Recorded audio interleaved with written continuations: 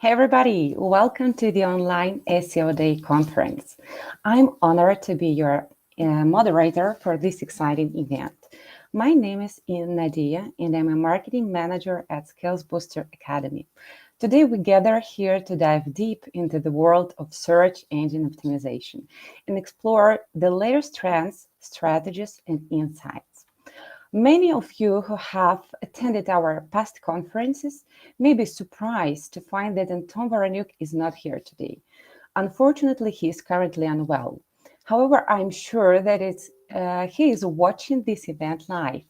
Anton, I want you to know that we miss you and wish you a speedy recovery. I encourage every one of you to actively participate in our chat. Please share your thoughts, ask your questions. Don't forget to like this video and share it with your friends. Right now, please write in the chat where you are watching us from. Okay, let's check. So at the present time, we have Sekiro from Nigeria. Nice to meet you. Okay. Hi, everyone. Hi, Sahali. Okay. Hello from Sri Lanka. Nice to meet you. So I can find that we have so many people from the different parts of this world united by one passion to SEO. So let's engage, let's learn, and let's make this conference an unforgettable experience for everyone involved. I would like to tell some words about SkillsBooster Academy. Okay, so why are we here and why are we talking about SEO? You know that more than 430,000 students trust us in growing their digital marketing skills. We have already created more than 30 courses about digital marketing, social media marketing, SEO, and moreover. Please scan this QR code to learn more about our courses, to learn more about digital marketing and SEO. Traditionally, we have already prepared for you some super useful gifts. You can get all our courses with 90% discount. That's amazing. So the first one is, of course, our bestseller SEO strategy course. I have personally completed it twice and it's amazing. So this course will teach you how to use SEO tools to optimize your digital marketing campaign. You will know how to create a successful SEO strategy that will help your website rank higher. Okay, don't forget to scan this QR code to learn more about this course. You also can find the link in our chat. The most important about this course that it has not only theoretical knowledge but also practical. You will find so many insightful video lectures, checklists, templates. One more bonus, you will get lifetime access to the course and its future updates. Don't forget about 24/7 support from our team. You can ask as many questions as you can and you will get rapid answer. And of course, the bonus is your certificate of completion. After you finish this course, you will get an amazing certificate. Okay, next course is link building course. It's also available just for as less as $9.99. You can get a comprehensive understanding of how to efficiently work with the link building. Just 2 hours of demand video will explain you everything about link building. This course also comes with checklists, templates, video tutorials. You can also find their tests to check your knowledge. Of course, you will get lifetime access to this course and certificate after its completion. Don't forget to scan QR code to get this unreal deal. Next course is Google My Business course. It's a great step-by-step guide to creating your Google My Business account. Don't forget to scan this code and enjoy the most important knowledge you need to know. Next course, our new course, ChatGPT. Everyone knows that present world is impossible to imagine without artificial intelligence. Only today, only until the end of this day, you can get this course with 90% of discount. Just 1 hour of demand video with checklists and everything necessary to get to know better ChatGPT. Scan this code and try this course to improve your digital marketing activity. Our one more course is about keyword research. You will learn how to carry out an in-depth keyword research. The length of this course is 2 hours. You will also get lifetime access to the course and its future update only after your registration. Of course, 24/7 support and your certificate. Please scan this QR code and find the link in our chat to get the most out of this conference. Okay, and now I also would like to remind you that you still have a possibility to get your certificate of attendance. You still have possibility to register on our website, skillsbooster.net. You will find the link in our chat, and you can get your certificate after watching this conference. Also, please find links to our digital marketing courses, subscribe to our social media, and don't forget again to like this video and share it with your friends. Thank you. Okay, and now it's the great time to introduce our first speaker. His name is Vitaly Deputat.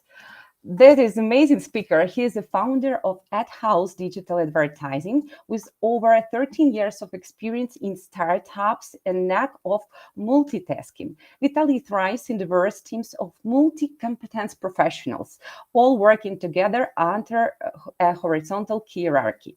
Vitaly's expertise lies in the learning of digital data-driven marketing.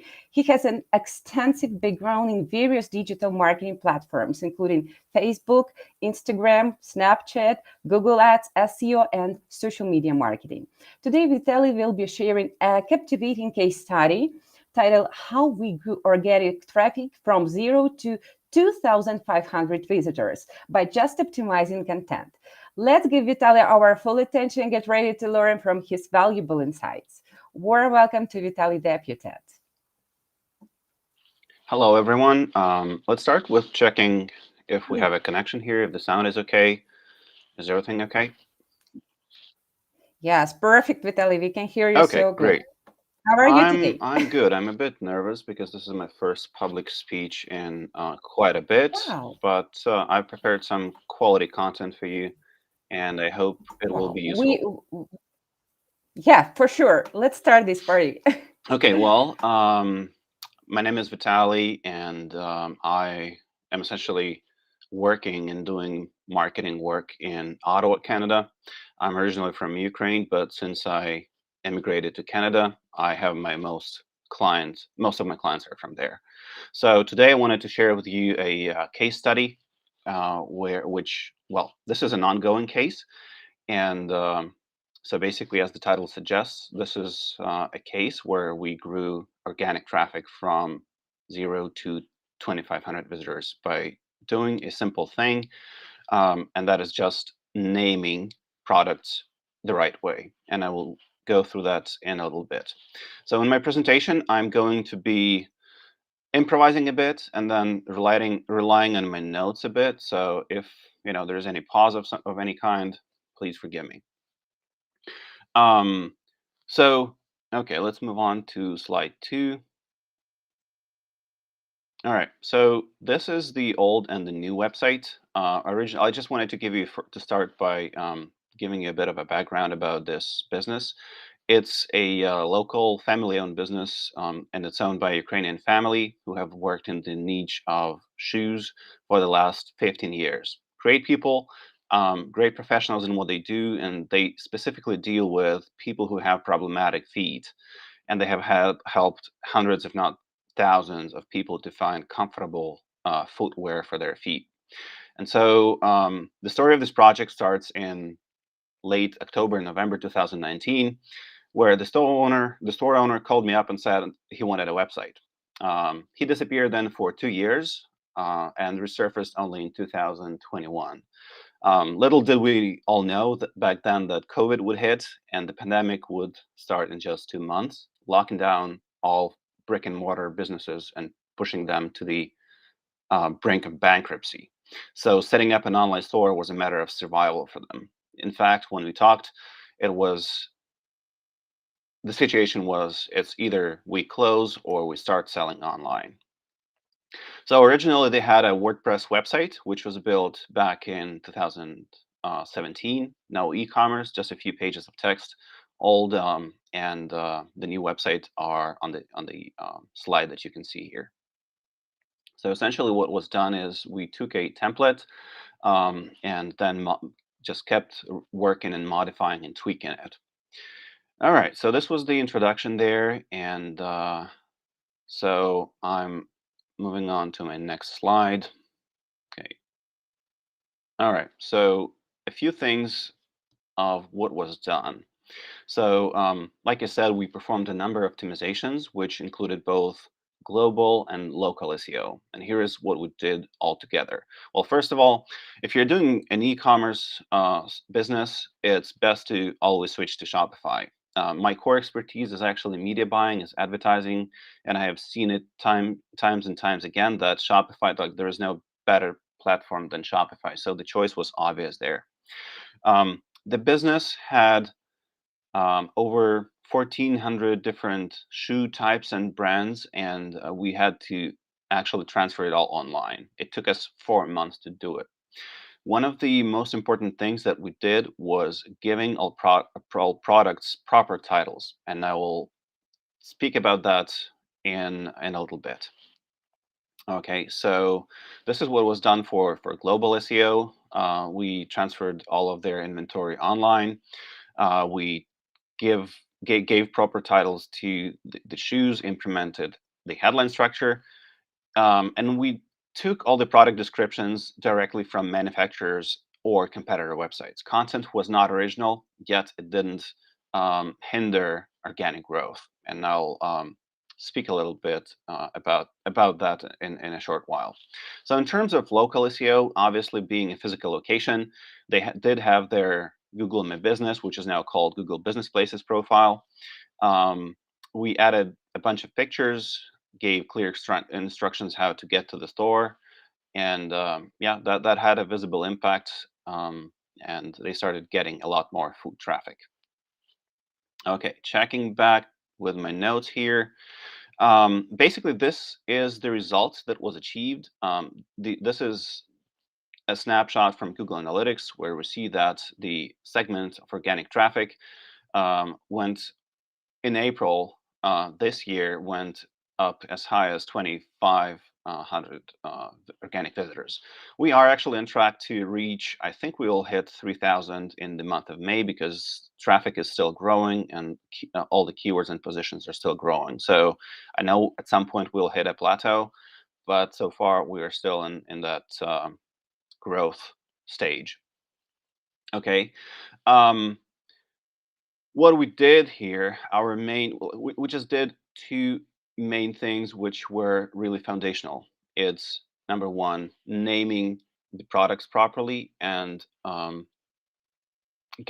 organizing all the products according to their types and categories essentially.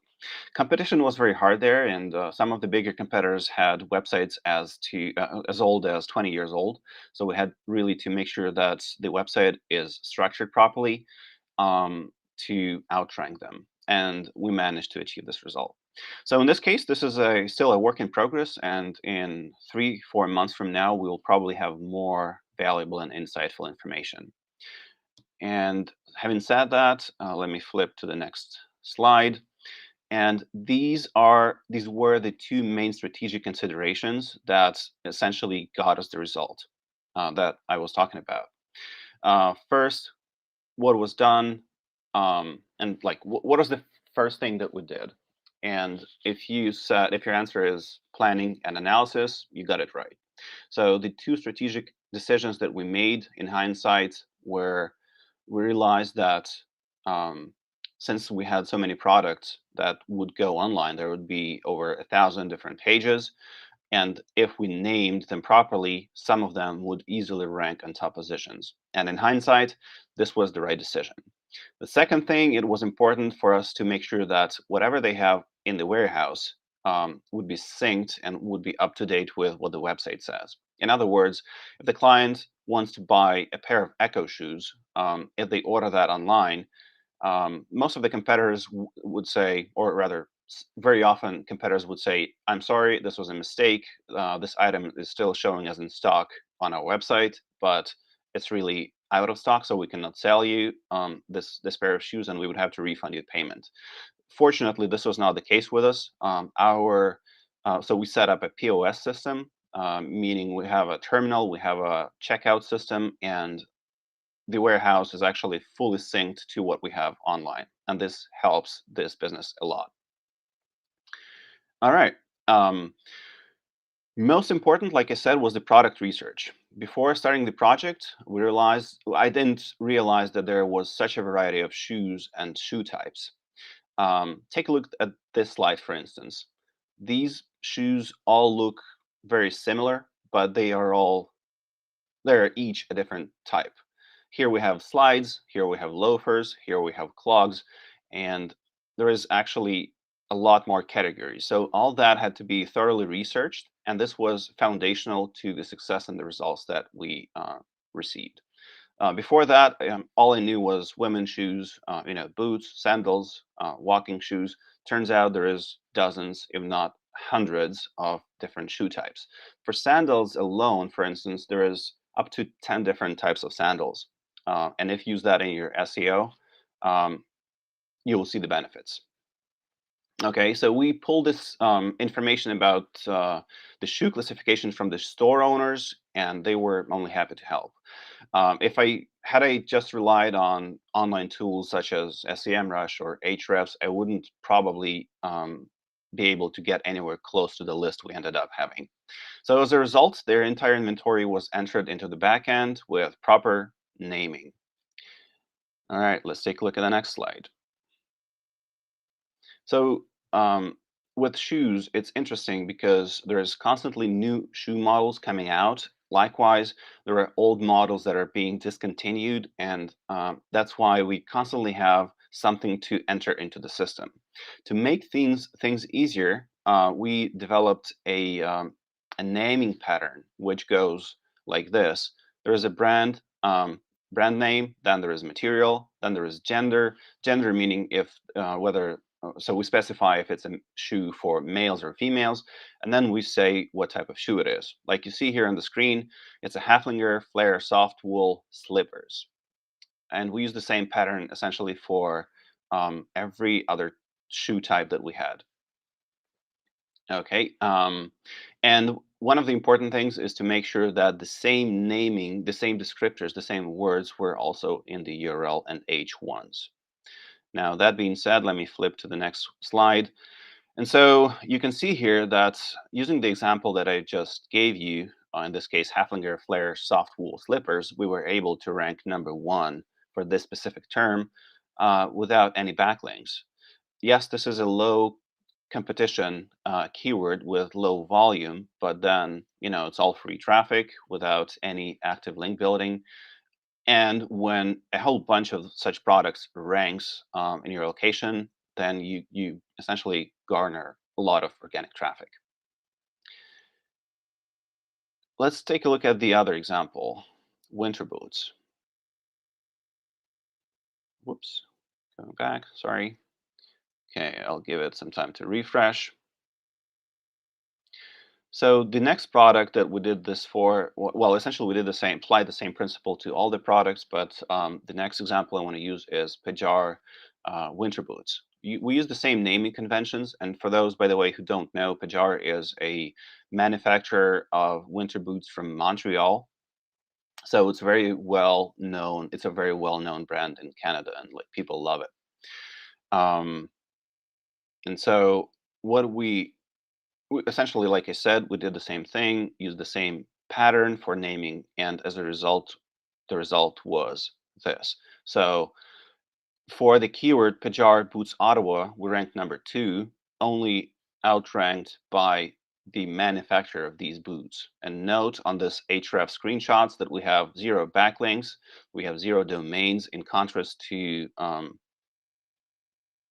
the actual manufacturer where they have over 1,000 backlinks and 400 domains. So it was a pretty easy win for us. Note that in the keyword they have the name of the city. In this case, it's Ottawa, and the reason why we were established as an authority in Ottawa is because there is a name of the city in the domain name. The domain name being Comfort Shoes Ottawa. And there's quite a few other examples where we actually outranked the actual manufacturer, and I'll show that in just a little bit. All right, so another brand I wanted to show you is FinComfort. So here we have a collection versus an individual item. This is a FinComfort shoe. I'm not sure if this is a North American brand for sure, just not sure if it's a US or a Canadian brand. And essentially we got the same result. Let me flip the slide here. And so you can see here that on the next slide, okay, I'll let it refresh for a little bit. I'll give it some time. All right, so retailer, which is my client, ranks number 1 for the keyword Fit Comfort Shoes Ottawa, and the manufacturer ranks number 2, which is pretty exciting. Again, there was no active link building. We just made sure that our products, our collections are named properly. So this is a pretty exciting fact. All right. So with that being said, let me move on to the next slide. And here I wanted to show you how this technique worked as far as generating organic traffic. So as you can see, in about 2 months, we started getting about 1,000 organic visits, and then after a while, we hit a plateau. Note that spike around November. I cannot unfortunately highlight it on the screenshot, but that is the sales season in the States. November being the month of the Cyber Monday and the Black Friday event. So people are naturally selling for shoes they can buy for cheap. Okay, and then after that, the season, like the search volume, the demand goes down, and as a result, we see a plateau. So after the first several months, we realized that we had hit a plateau and another set of optimizations had to be done. So we moved on further, and we did. Oh, I wanted also to show you another snapshot from Google Search Console, essentially showing the same. Let the slide load. All right, so we can see, you see the red bar there. We had hit a plateau, and organic traffic was essentially stable for several months in a row. And at that point, we started looking for other solutions. And here's what we did. Again, so I call it iteration 2. Um, we started we did several things. First was the technical website optimization, which of course is a must for any website. For me personally, I know there is a lot of benchmarks, and different bloggers speak about different metrics such as Google Performance Insights and stuff. The only metric I'm looking for is the website load time. My main requirement whenever I talk to the tech people is to make sure the website loads in 2 seconds or less. And it doesn't matter much how big the page is. The smaller, the better, of course, but speed is the most critical factor here. Now, the second step was adding product categories and adding them to the main navigational menu. And step number 3 was adding alt descriptions to all products. I'll stop on that on my next slide. All right, so this is the result of the technical optimization. Remember how I said we were using a template purchased from a template supermarket, essentially, and essentially the code there was extremely messy, and the programmers who were working on optimizing the content were actually pulling their hair out. But in the end, we managed to do it, and this is the end result. And I would say that when it comes to technical optimization, it's not much done for Google, rather for users. Users are very picky and very lazy, and if the website is loading in less than 2 seconds, they would simply close the browser and move on to another competitor. Um, Luckily, there is hundreds of them, and there is plenty of websites to choose from. All right, moving on, and we added categories to the menu. So I performed keyword research. There was sandals, there was walking shoes, there was ankles and ankle boots, and you can see how many different categories they are. So it's not just men's shoes, women's shoes. It's they're like there's a lot of different categories, and this helped us to actually boost the traffic quite a lot. The third step was making sure there is a proper alt description to any image, to every image on the website. Remember, we had over 1,000 different product items, different products, and so adding alt descriptions to every image would give us about 4,000 to 5,000 optimized images, and this has helped us to get lots of it actually helped us in two ways. First, we got a lot of search volume from the actual image searches, and second, organic shopping results also received a solid boost. Let's take a look at the next slide here. So you see that little. Okay, I'll again give a few seconds for the presentation to load. Just bear with me for a sec. All right, there it is. A snapshot from the Google Search Console showing the volume of image searches, right? So the moment that we added those all descriptions, the volume of image searches doubled, and it's actually still growing. I see there is certain, you're starting to ask some questions, and these will be, I will have the chance to answer them after I'm done with the main presentation. So just bear with me and walk with me till the end, and then we'll deal with it. Okay, so okay, and here's the data from Google Analytics. Next slide. It will of course take some time to load, but you will see that in a second this slide will load and. Come on. Yep, there we have it. We received another boost in organic traffic, and this time we have actually reached our all-time high, which was 2,493 organic hits, from what I remember. And we're on track to reach 3,000 users this month. I don't know where it stops. I know we will at some point hit a plateau, but for now it's just growing, and this is great. Sales are growing as well. Okay, so these are the quick stats. Okay, next slide. We have to wait until it loads. It's taking its time. Again, sales, like I said, organic traffic hits all-time high, and make is likely to beat the previous month. And to date, there has been no link building activity. And when I say that, we did try um, to do some catalog registrations, but then it didn't have the results we expected, right? So I'm saying there is no link building activity because there was no consistent link building strategy. That is still something that is yet to come. So these are the main steps that were completed. I also have certain observations that I wanted to share. Of course, we did a lot more. And from my observations, certain things did help, did work, and certain things did not. So I wanted to take you through the things that actually did not work, because that might be even more important compared to what actually worked. Okay, so that being said, let's move on to another slide. First of all, behavioral metrics don't seem to matter much in rankings. I know Google speaks about that all the time. It doesn't matter. And from my experience, this is actually the first website where I have that many pages per session, almost 8, which means and the low bounce rate and the average session duration.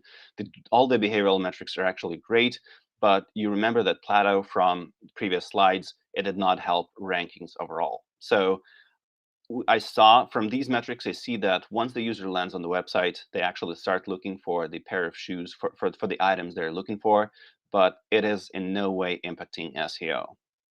All right, next slide. On my next slide, I want to talk about the indexing budget. If you have a page, if you have over 1,000 pages on your website, um, there is most likely going to be a problem with indexing, right? So when going through the Search Console data, I consistently saw that there was at least 500, 400, 300 pages that were discovered but not indexed by Google. So as a solution, we implemented a Google indexing API and submitted all the new pages to Google via a Python script. Was basically how it works is you submit the URLs you want to get indexed through an Excel sheet, and in about 4 days, the content starts ranking. And so it takes 24 hours for the content to start getting seen by Google, and then another 3 to 4 days for it to actually start ranking. What didn't work? One of the things we did was local catalogs. The purpose of the catalog is to boost your local visibility, such as your Google Business Profile.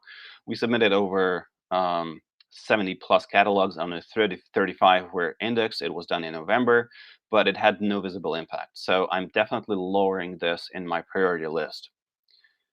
On the next slide, you will see statistics from the Google My Business, or rather, I should call it Google Business Places profile. The slide will load in just a little bit. And what you will see on this slide is that there is no jump up in the interactions with the social profile, with the Google Business Profile, right? So it starts with December. The optimization was done in November, and we actually see a decline after December, right? And then another wave starts in May, April, which is exactly when the shoe season begins. So there is no visible impact of catalog registrations, local citations, in other words. So I'm definitely lowering that. What didn't work, number two, is free local listings. So if you're working with a merchant center, you will see that it supports an integration, actually integrates with Google Business Places. And what it actually does is that integrates your product feeds with your Google Business Profile, allowing your clients to see all your inventory without actually having to land on your website. So when they pull up your Google Business Profile, they see all your shoes, they see everything you have to sell, which at first it seems very convenient and basically, yeah, convenient and should boost your traffic, your sales. And in reality, we didn't see much impact on that. So from that, so from roughly November 2022, we had only 6 sales, which is almost a negligible result. We spent quite a lot of time on getting first reviewed and approved by Google, then actually manually verifying all the inventory. But I would still do it, but I wouldn't expect much from this program and this option. What didn't work is another thing that didn't work, and while I speak, I will allow the next slide to load. We concentrated huge efforts on actually optimizing product descriptions from certain collections. And of course, having that many products, over 1,000, once again, just to remind you, we relied on ChatGPT. Rewrote content, added some facts to make it more unique, and it didn't have any visible impact. Instead, optimizing product titles, adding proper H1s, H2s, and H3s increased the keyword visibility and improved rankings. Um, when we implemented proper headings, product collections started ranking, and before that, only individual products were ranking. So the three things that I would emphasize on are product title, the H1s, and collections, I guess. Moving on to the next slide, it's a quick summary with conclusions. So like I said, proper naming conventions are foundational, and keyword research, of course, is the mother of it all. And it helped us in both driving organic traffic and free listings in the merchant center. The headline structure is super important, and it seems to be helping Google to better understand specific collections versus individual items, right? We want collections to rank versus items. Items can sell out, or they can go out of stock, but collections always remain. So that's an evergreen category, and we want to add to rank essentially. Implementing again, product descriptions didn't have any visible impact, although I know that unique content does help. Like this is from other products, from other projects. I know that it does help, but it seems to be that it seems that we need just a blogging strategy where we cover a specific type of shoe or a specific brand. And then finally, adding proper collections, sorting them by shoe types has given product rankings a solid boost. And this is the end of my presentation. Thank you for your attention. And I guess now we could go over the questions. Yeah, sure.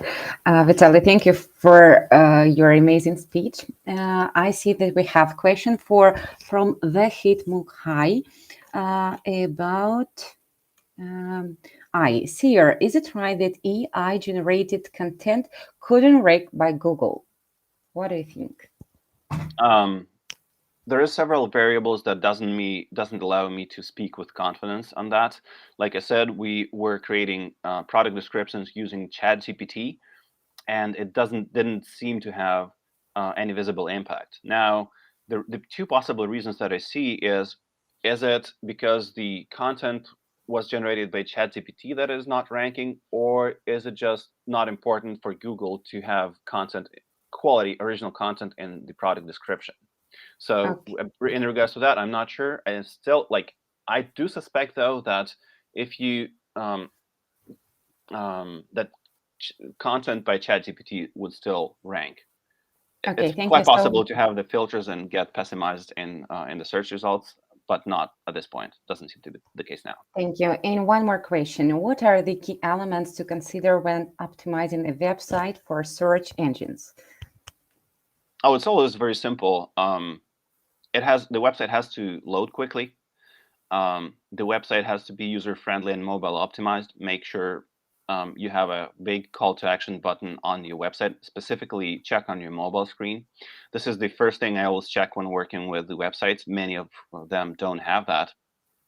And then, of course, proper headline structure and keyword research, H1s, H2s, H3s, and that's just the three key elements to this mix. Perfect. Thank you so much. That was great answers. And now it's time to say goodbye. Wishing you all the best. Have a nice day. And we are looking forward to seeing you soon at our following conferences. Thanks again for your amazing speech. It was great. All right, thank you. Take Thank care. you. Bye. Okay, and now it's a great time to introduce our next speaker. His name is Venchito Tampon. Venchito is an extraordinary entrepreneur and the CEO and co-founder of Sharp Rocket. His experience and passion for link building have propelled Sharp Rocket to be a premier name in the industry. But that's not at all. Venchita is also the driving force behind SaaS Pursuit, a specialized content marketing and link building agency that focuses on helping SaaS companies reach new heights. He has a proven track record of delivering scalable and effective link building strategies that work. Today, Venchito will be sharing his expertise on the topic of scalable link building that works. I encourage you to actively engage in this interactive session by sharing your thoughts. Don't forget to ask your questions. Hello, Vanchito. How are you today? I'm doing great. Hi, Nadiia, and to all our guests. Wow, we are so excited to hear you, to see you today and hear you today. Could you please Yeah, share me your too. presentation with us? Sure, sure. Yeah. All right. So, Super. can I get started? Yeah, All sure. right. Okay. So my topic earlier was a very very good presentation. Talks about e-commerce SEO, and I think a few slides here would also be relevant to some of you guys who are doing e-commerce SEO. So just a very quick introduction of what I'm doing. Is my audio clear? Uh, just let me know. So all right. I own this link building agency called Link the Sharp Rocket, and in 2015 we started it and specializing with scalable link building campaigns, broken link building, guest posting, infographics, and so for the past 10 years we built over 10,000 links across 200 to 300 different projects, and we've done that on with processes and systems that later I'll be sharing with you.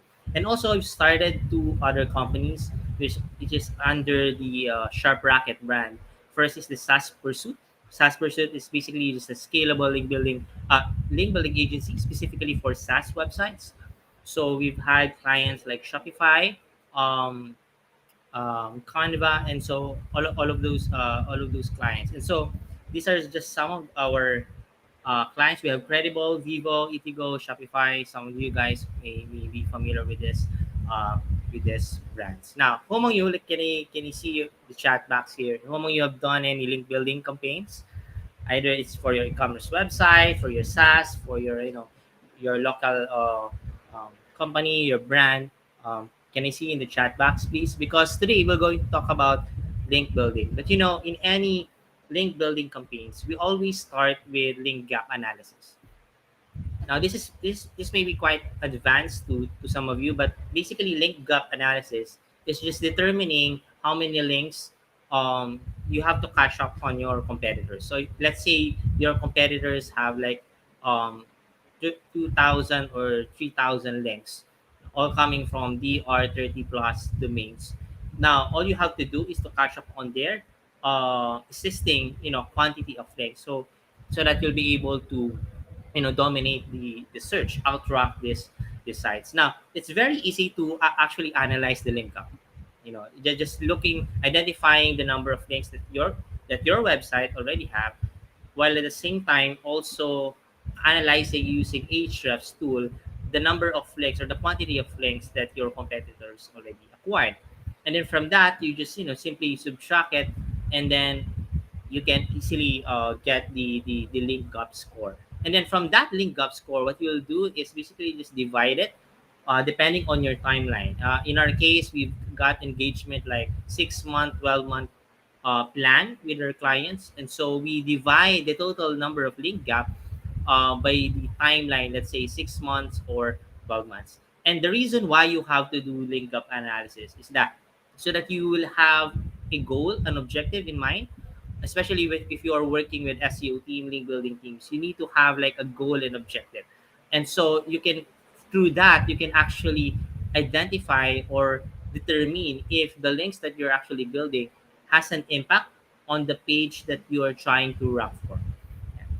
And so let me give you like 10 scalable link building tactics. I want to call it tactics. It's not a strategy, because tactics are basically just, simple tips or simple areas that you can improve, not necessarily the entire overview or your campaign. The first thing is what we call the content gap analysis in guest blogging. Now, how among you have received any of this, spam email, guest post pitches? I receive this all the time, like 10, 20, or 100 plus pitches. And so one of the challenges with the link builders is and SEOs is actually providing value with their guest post. When you try to create a campaign and assume that one will reply to you simply by just sending a crappy email, it's pretty obvious that you won't get any results from that campaign or project. So what you can do instead is to actually identify what are the topics that your target guest blogs or your publications haven't covered yet.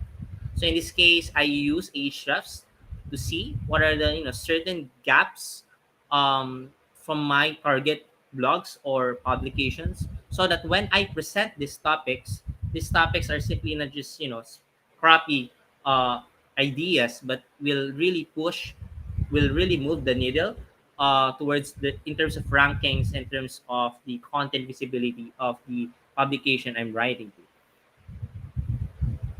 Also, what we can do here is basically just understanding your publication or your target guest books. Very basic, very simple, but I think most link builders and SEOs forget that idea. Secondly, you can also do some kind of broken link building.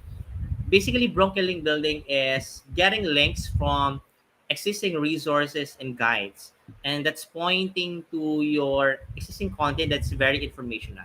We all know that's very hard, it's very difficult to acquire links to your category pages, to your product pages or landing pages, but it's much easier for us to get backlinks straight to our informational content. So the process goes like this. So but first, let me just define what is a linkable audience. Linkable audience is basically just audiences that get more attention from curators.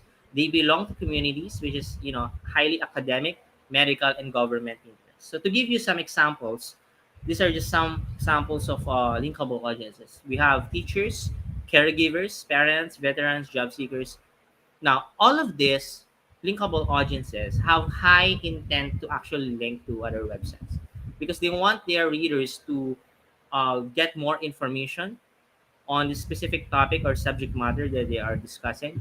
So the more you actually reach out to this linkable audiences, the higher chances you can see from your results, because they already have that intent, they already have that objective in mind to link to you. So how can you do this? Basically, just create resource guides specific for that.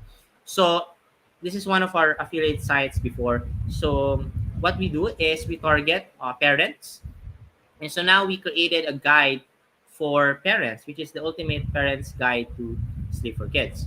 Now, another linkable audience is those people who are suffering with PTSD or post-traumatic stress disorder. So we created a resource guide specifically to target their pain point, which is their sleep problems or trauma. So when we do that, we basically just reach out to all of the you know um, curators, webmasters with resource sections or links pages, they call it. So you can use Citation Labs, Link Prospector, or Ahrefs to automate finding these pages or domains. Basically, we have a cheat sheet where we use to manually find these link pages on Google.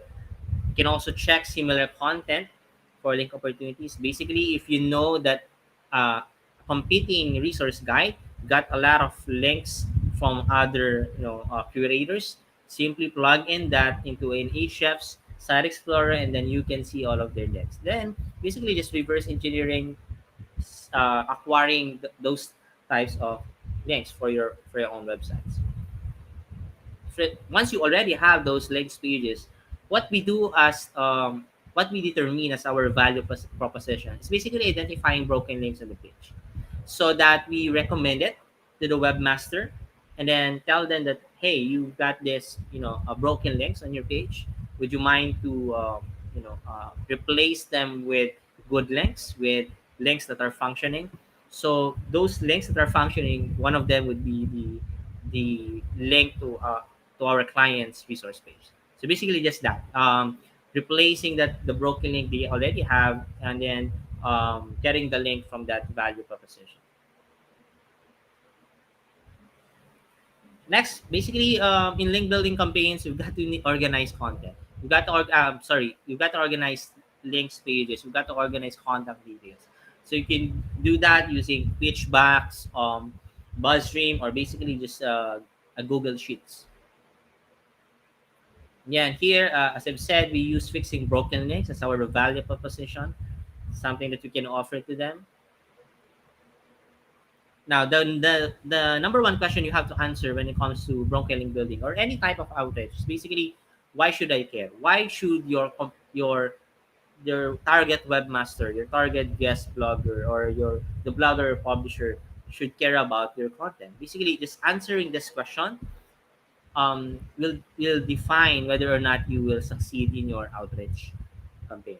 Next would be and so we got this like these are just examples of our things. Now the next would be the source to content strategy. Now, home you're familiar with statistics content, anything that's data driven.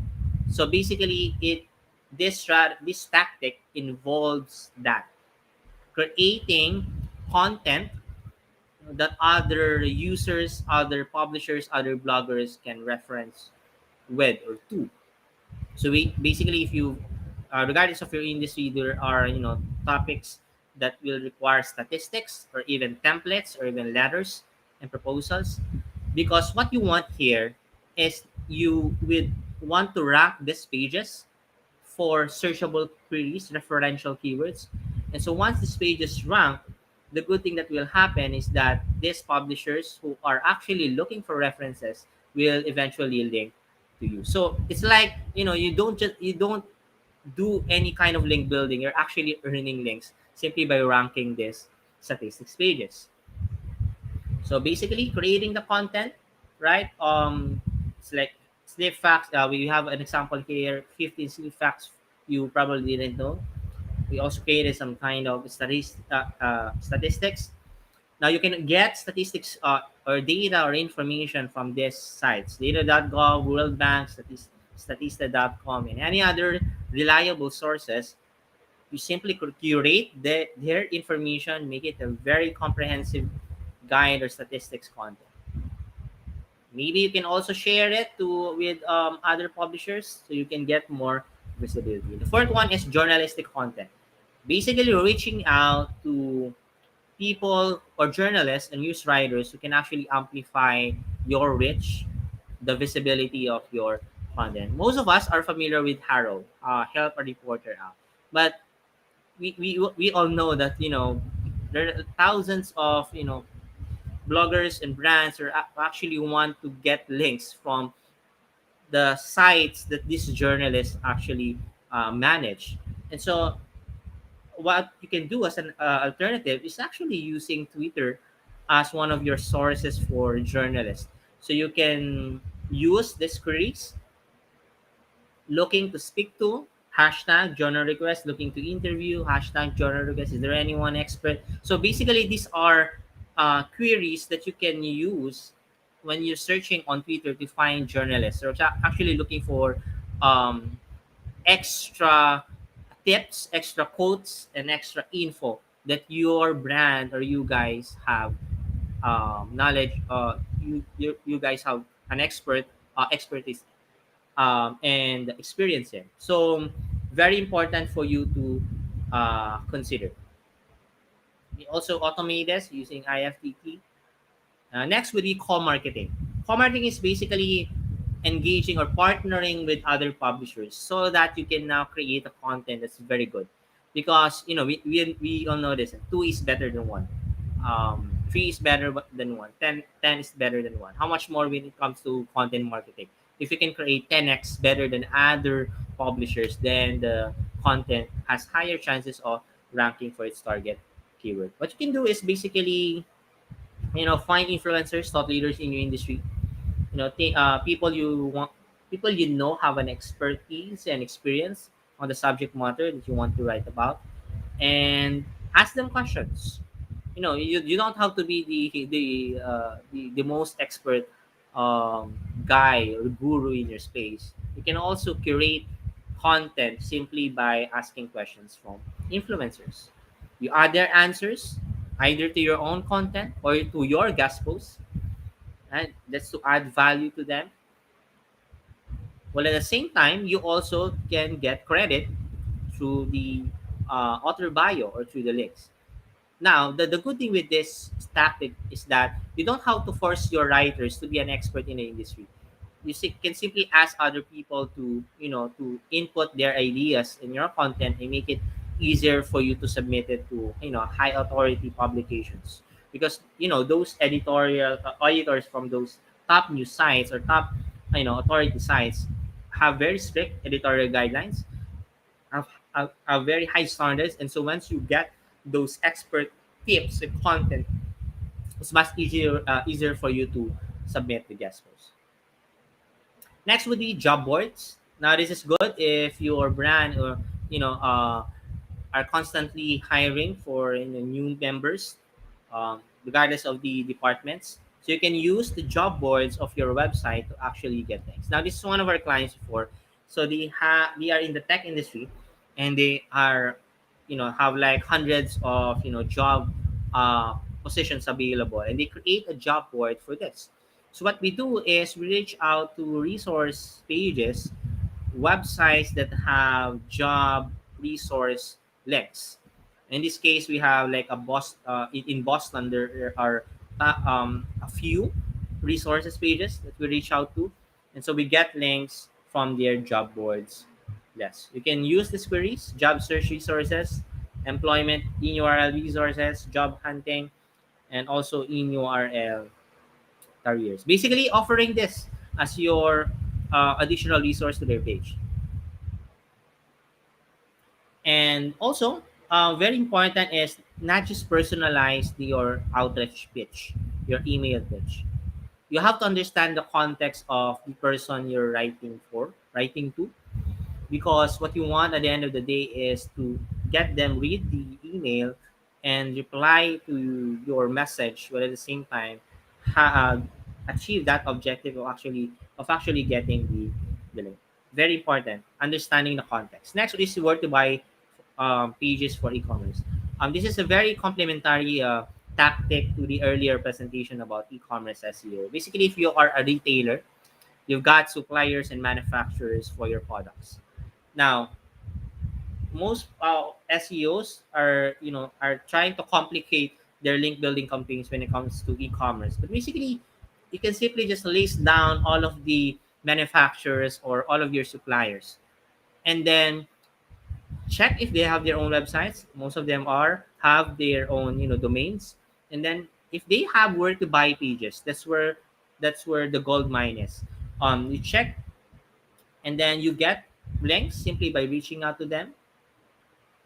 And so by doing this, you can actually increase the number of links in the first 2 to 3 months, because you already have relationships with these suppliers and manufacturers, and so you don't have to you simply just leverage the relationships that your client or your brand or your team already have, and then use that as a proposition, acquiring links from this where to buy pages. Basically knowing them, and maybe and so the more suppliers or manufacturers your e-commerce have, the easier for you to do this, because you know the more number of manufacturer domains, the more number of links you can get. So basically matching all of these queries to the links pages where to buy, simply just using that search query. Next would be inverted broken link building. So I've said earlier, broken link building is getting links from resources pages that have broken links, replacing it with the link of your client or your content. So what we can do now is doing the reverse approach. So finding broken pages that your team can create, and not just finding broken pages, but finding broken pages that have existing links, existing relevant links.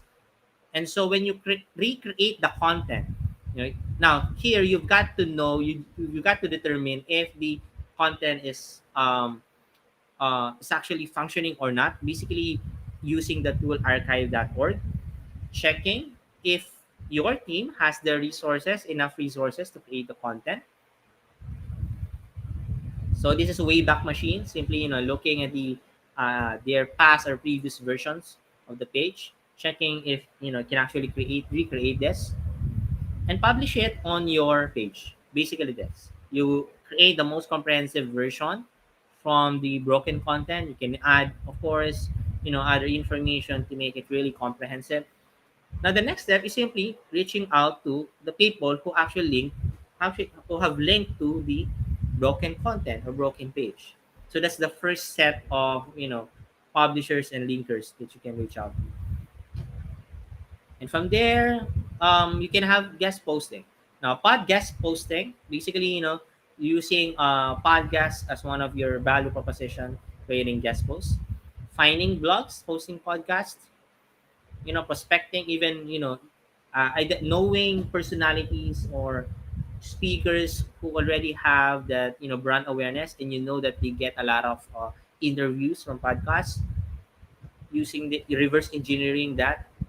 And then, with podcasts, the good thing is that you get links from footnotes. And if even if you don't get any links, the best thing is, brand awareness for your, company or your website.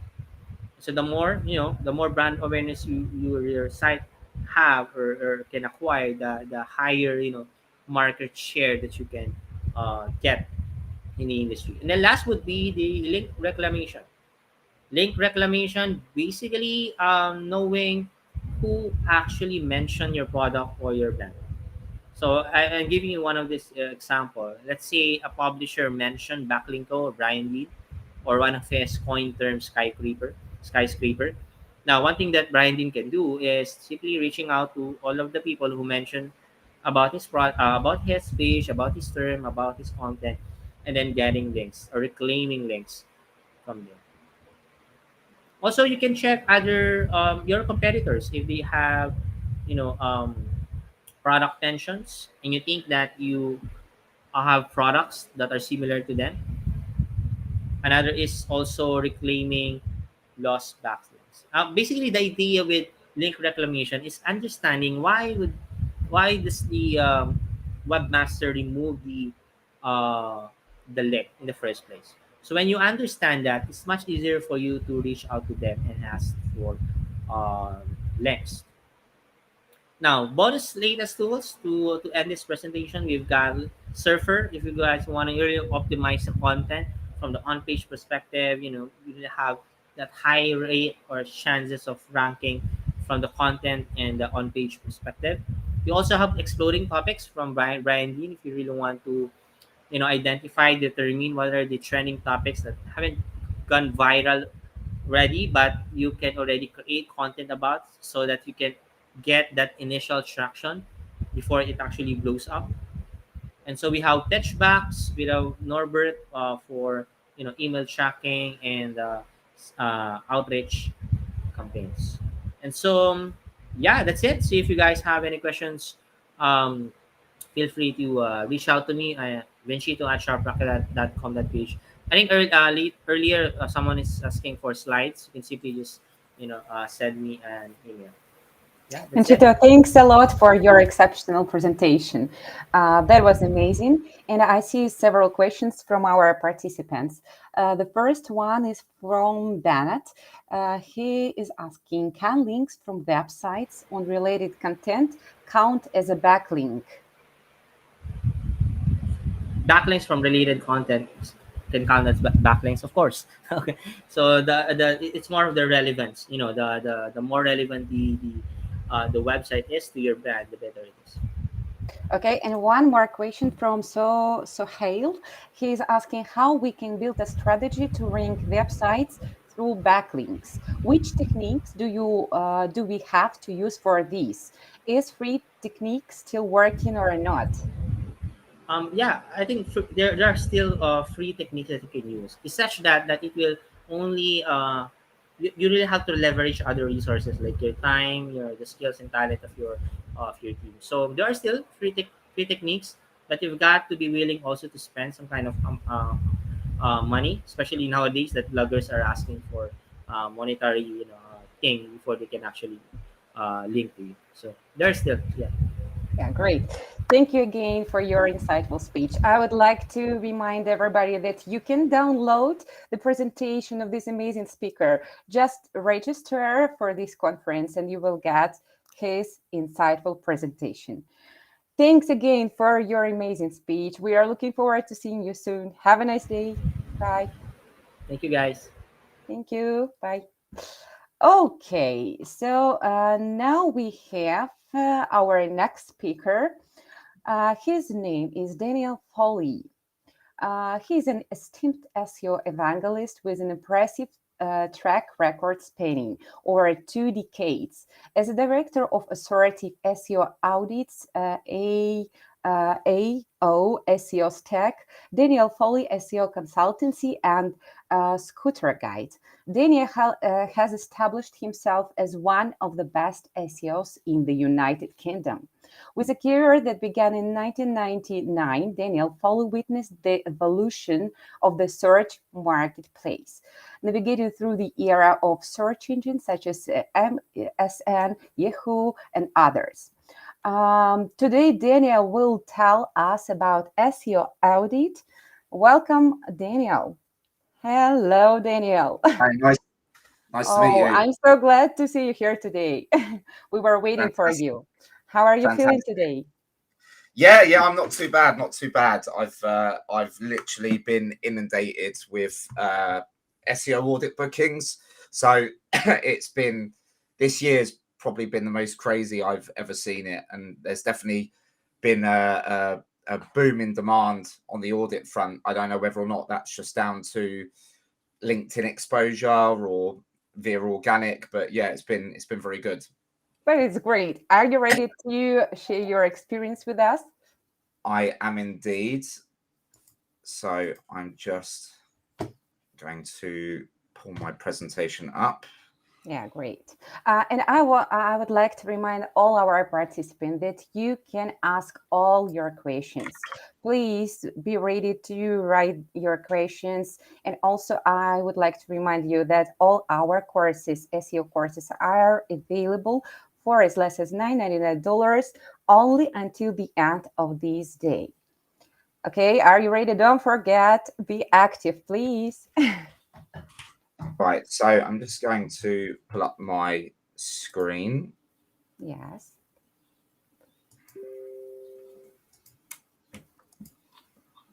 Okay, guys, tell me, please. Yeah, we can see your presentation. We can see your screen.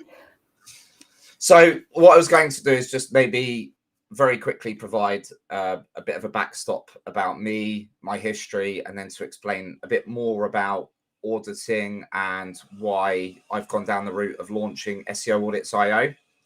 So just to provide a little bit of context about me, I started in the SEO industry in 1998, between 1998 and 1999, before Google was a mainstream search engine. So when I started out doing SEO, there were hundreds of smaller search engines such as Alta Vista, FreeServe, Lycos, Hotbot. In the UK, over the years, when I started out in my SEO career, it was mainly at home, building small websites in Microsoft Front Page, and then moving on to Dreamweaver. And then over the years, I started my SEO career working in SEO agencies. So in the early to mid 2000s, I worked for large international SEO agencies. After that, I realized that with the amount that the agencies were charging clients and the amount that I was getting paid, I realized that I could just do it on my own. So in 2006, I decided to start an SEO agency called Assertive. And from 2007, I went fully independent running Assertive. Now, in the UK, whenever I've launched a business, I've always made a habit of using my own SEO expertise to rank for my own stuff. So I launched Assertive Media back in 2007. And for the best part of 10 years, we ranked '1 across the UK and in some parts of the world for SEO agency. I then launched an SEO consultancy in 2019, and I now rank #1 for SEO consultant. And then I launched SEO Audits.io. Now, ironically, today I'm #2, but I generally float around #1 and #2 for SEO audits. Now, to give a little bit of backstop, so I spent years and years and years working in the SEO agency background, and effectively what I decided to do was to branch it off and to offer a specialist auditing service. And the reason for that is because in all of the years that I've been working with clients doing SEO, I was often sent previous work from previous businesses, previous consultants who might have been working on a client account. And effectively, what happened was I would be sent the audits, I would be sent various different pieces of historic work. And what I noticed was in most of the audits that I was getting sent, they were the same repeat automated pieces of content, just in a different format, different order, but it would be the same usual PDF template with a company logo on, a bit of information about the company, and then there would be a load of generic information. So the purpose of an SEO audit. So most people in SEO will know, and even people that are in general digital marketing will know, that an SEO audit is basically to find technical issues with a website, top level, that might impede how a website is crawled and indexed. Generally, an SEO audit will be a list of fixes and things that need improvement, a summary of issues and resolution, and some competitor insights. Now, depending on the audit and where the audits come from and who's conducted it, some audits may go further into looking at things such as content coverage. Some audits will provide top-level information around things like links. But in general, the biggest problem that I would see with audits is automation. Now, you might say, what is the problem with automation with SEO audits? Well, there's a Daniel, big excuse me, please. Could you please open your presentation so we can see all the words? Yeah, perfect. Thank you so much. Sorry for interrupting. So, and obviously, if there's questions, I'll answer at the end. But in short, so an SEO audit is something that people will conduct early on in SEO relationship or pre-SEO relationship. And it will be used to find what the problems, what things need fixing, and hopefully, based upon these things, you do these things and they provide some form of resolution in terms of improving rank. However, this is not the case. And just before I start going through this, whenever we talk about SEO audits, we're talking about something where someone does some analysis, we find a problem, and then we can provide a summary of that problem or a resolution. And you'll see a lot of businesses use free SEO audits as a way of trying to get new potential clients on board or through the door. But the reality is that SEO audits shouldn't be based on just automation. Now, SEO audits have been around for as long as SEO has been around, except SEO back in the early days was far more simple than it is now because search engines were not complex. Even Google in the early days was looking at how often keywords appeared in content. It literally was very, very basic many, many years ago.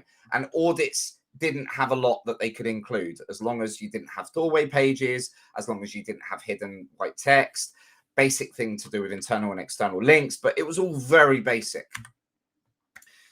Modern day SEO audits can include hundreds of checks. They can check everything from missing alt attributes to missing header tags to excessive content to orphan pages to 404s to too many redirect chains. There are lots and lots of checks that are conducted in today's audits. However, most audits generally have a high level of automation behind them. And you might say, well, there's no problem with that, but there is. And let me explain. So this is one of our skeletons that we use. I'll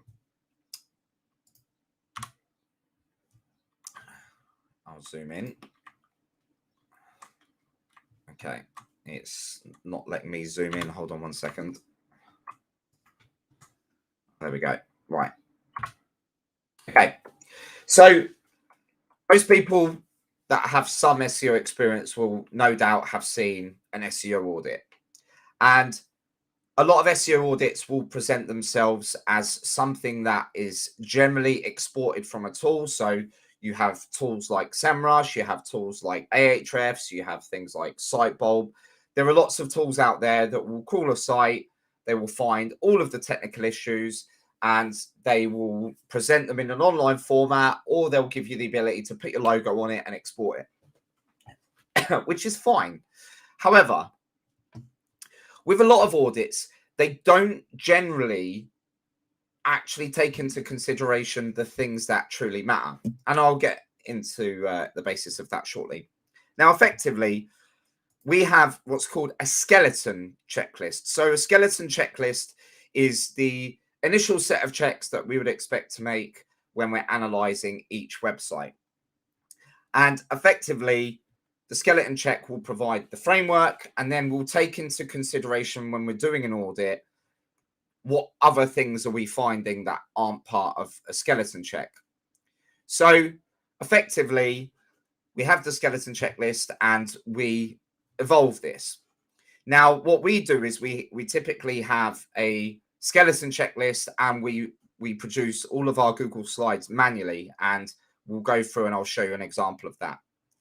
But when we do an audit, what we're doing is we're taking into consideration what's called actual data. So we take into consideration data that's driven by Google Search Console.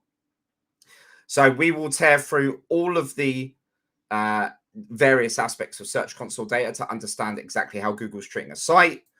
We will look at all of the general technical compliance. So is Google able to index content? Is it able to understand the context of content? Are there pages competing with one another? Are there structural integrity issues, JavaScript issues, and whatnot? We segment out page indexing. So we'll also go through how Google is indexing content or not indexing content. And the checklists that we have are substantial. So the reason that SEO Audits.io exists as an independent business is because what we do is we manually go through and create all of this data. Now, if we're creating it manually and people are doing it automated, what's the problem with automation? I mean, we're now seeing AI, ChatGPT bring unfathomable levels of automation to the table, and the ability for people to speed up things. So why would I sit here and advocate a manual process? Well, the biggest problem is that if you take, let's say, a third-party crawling tool and you crawl a website, you know, it doesn't matter what the crawl tool is, it's not going to take into consideration the things that really matter, as I will elaborate on. Now, the end reason that people or businesses buy audits is because they have an SEO problem, they want a solution. And so many businesses jump from one SEO resource to another, and we go through the same process over and over again, where they'll have an audit conducted, and they'll go through the same process of having an automated audit, a checklist, people implement things, and then things typically might go somewhere or they might not go anywhere. And there's a good reason for that. So I set up SEO Audits.io primarily because after spending so many years enveloped in SEO, I decided that I was going to niche down and really get to the bottom of owning the SEO audit space. And in doing this, fundamentally, if you do an audit that is extremely comprehensive, it takes into consideration all of the actual data, you're more likely to find the nuggets of things that make a difference when it comes to ranking. So the general common theme for the hundreds of audits that I've been sent over the last year, 2 years, was I kept just seeing the same thing over and over again. It would be a heavy emphasis on things like core web vitals. It would be a heavy emphasis on crawl items. It would be a heavy emphasis on really top level things. And the reality is that a lot of technical issues have very little, if any, SEO value. So in most of the websites I've ever worked on, I don't bother with core web vitals to the point of having to sacrifice user experience to get a good score. I don't do it. Generally, I'll make sure that it's at need improvement level, so the website loads quickly and doesn't impede conversion rate. But I won't chop an arm off to save a leg because of a page speed score. And there's the same thing, basic recommendations that come out of tools that Google really doesn't pay all that much attention to when you start looking at other factors, such as, are you giving users something that they can actually use and benefit? Now, there's something that I always teach when I do my webinars. So SEO Audits.io has on it a whole webinars section. And in these webinars, I basically teach a lot of concept and logic. So what I mean when I say Google is not linear, Google is not looking at how many alt tags you've put words into or content into. It's not looking at, are your titles all below 64 characters in length? It's not looking for these things. These things might enhance how Google gets or interprets the data, but these aren't the things that really matter. Now, there are countless sites. I bet you could pick any keyword off the top of your head, Google it, take the top 10 sites, and actually go and check how compliant they are in lots of areas. And you'll find that most sites fail in lots of different areas. Technical compliance is important to a point. If Google can index your content, it can render your pages, it can understand your site architecture, and you don't have pages competing against one another, you've won a good chunk of the battle right there. And then the next parts of it really come down to brand, trust, EEAT, experience, expertise, authority, and trust, YMYL, your money, your life, helpful content, user engagement, and other factors. Now, I use this one as an example. In the UK, there is a website called vatcalculator.co.uk. This site is a brilliant example because I've worked with it since 2008, and it's ranked for more than 15 years at #1 for VAT Calculator as an exact match domain. Now, this site, and you can check it in Ahrefs as well in the position history, this site has ranked consistently #1 for VAT Calculator and loads of other relevant terms. But the website doesn't use HTTPS. It's not even mobile friendly, and yet it ranks #1 in Google on mobile for VAT Calculator. Yes, it has had content updates over time, very marginal content updates, but in the last 3 years, it's been neglected and it's sustained rank. And it's an exact match domain. Why do sites that aren't technically compliant rank? Well, Google will trump all of the other things if it thinks that what you have to offer is going to be good for the end user. Why did this site sustain rank? It sustained rank because it came up many, many years ago, prior to more of the complex algorithms like Google Rank Brain. And effectively, once it ranked, Google had the signals that it was doing its job. But what I mean by that is people were Googling VAT Calculator, going to the website, using it because it's right there, it's easy to use, and then ending their session and not going back to Google. Okay. Now, if we talked about an SEO audit, if someone did an audit on this site, there'd be loads of problems. It'd be atrocious. But if it's not broken, you wouldn't fix it. And this is the common theme that I constantly see with SEO audits. SEO audits do not take into consideration the things that really, really matter. So, what are most SEO audits? Most SEO audits are automated. Now, not fully. What a lot of businesses and consultants may do is they may use SEMrush or Ahrefs or Sitebulb or JetOctopus or any number of crawling tools. They may take snippets from that out, snip it, put it into a PDF or a Google slide deck, and that's fine. There is nothing intrinsically wrong in addressing issues that are highlighted by crawl tools. You'll have panels like this within tools like Ahrefs, which will basically give you a health score. Now, this is the same problem that I see with content scoring. People have this idea that a health score, it might be in a health score provided by a tool, that may correlate with improved rank, where in reality, this health score is only proprietary to the tool. Google doesn't evaluate and provide a health score based on these things. It's really going to be looking at so many different factors, hundreds of interconnecting factors.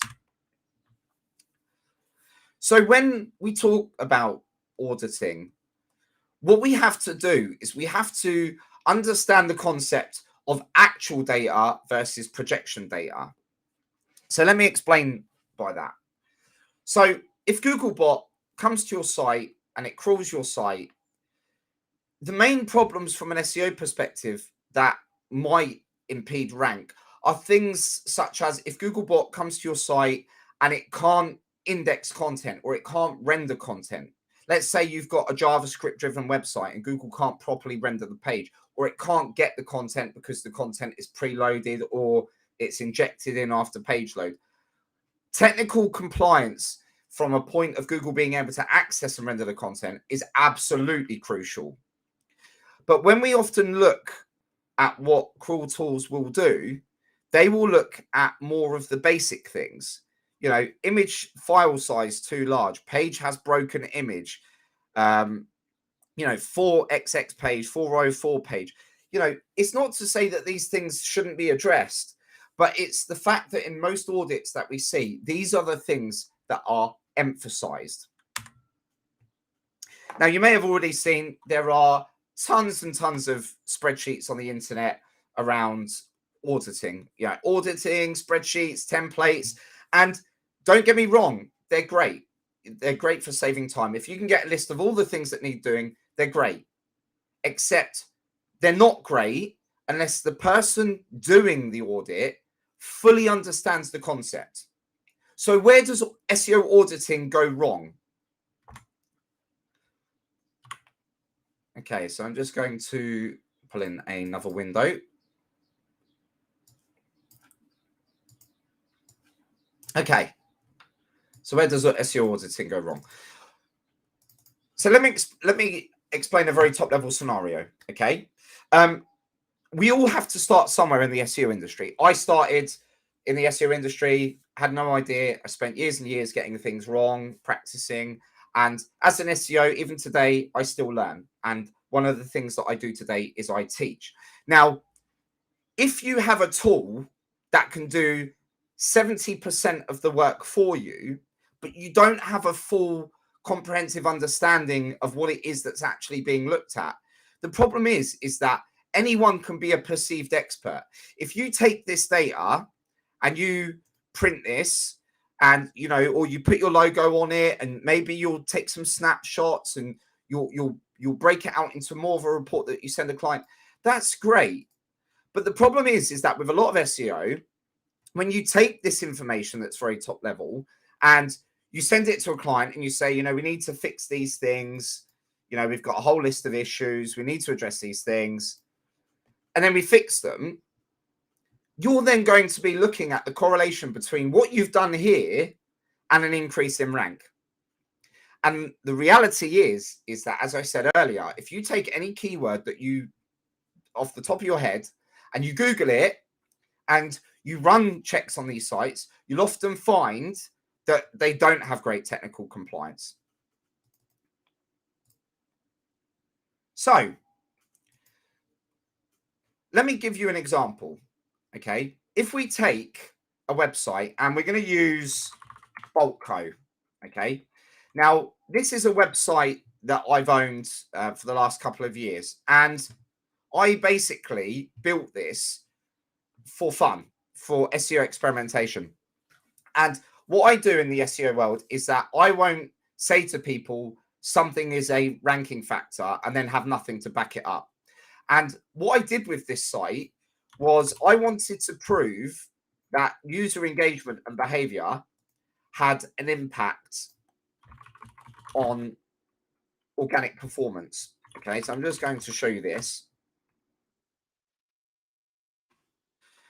So typically what I do is I run hundreds of microsites and I do SEO testing on them. Okay, and this is why, another reason why I branched into audits, because what I do is I do testing and then I take this behavioral data into consideration.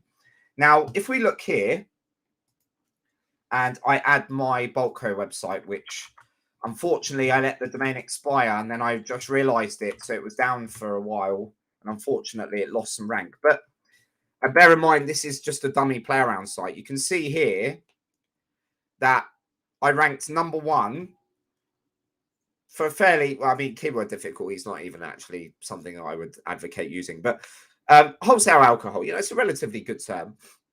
And I ranked #1 for that with a dummy website. Okay, this website is completely dummy.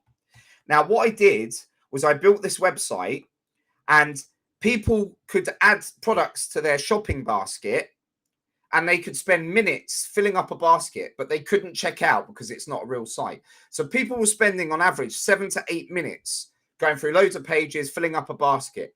Then what I did was I disabled all of the products, okay, so people could no longer transact. And what they would do is they would come and see that everything was out of stock, okay? And that significantly reduced the volume of pages per session. It decimated average time on page and per session. And not long after I did that, I started to lose rank. Okay.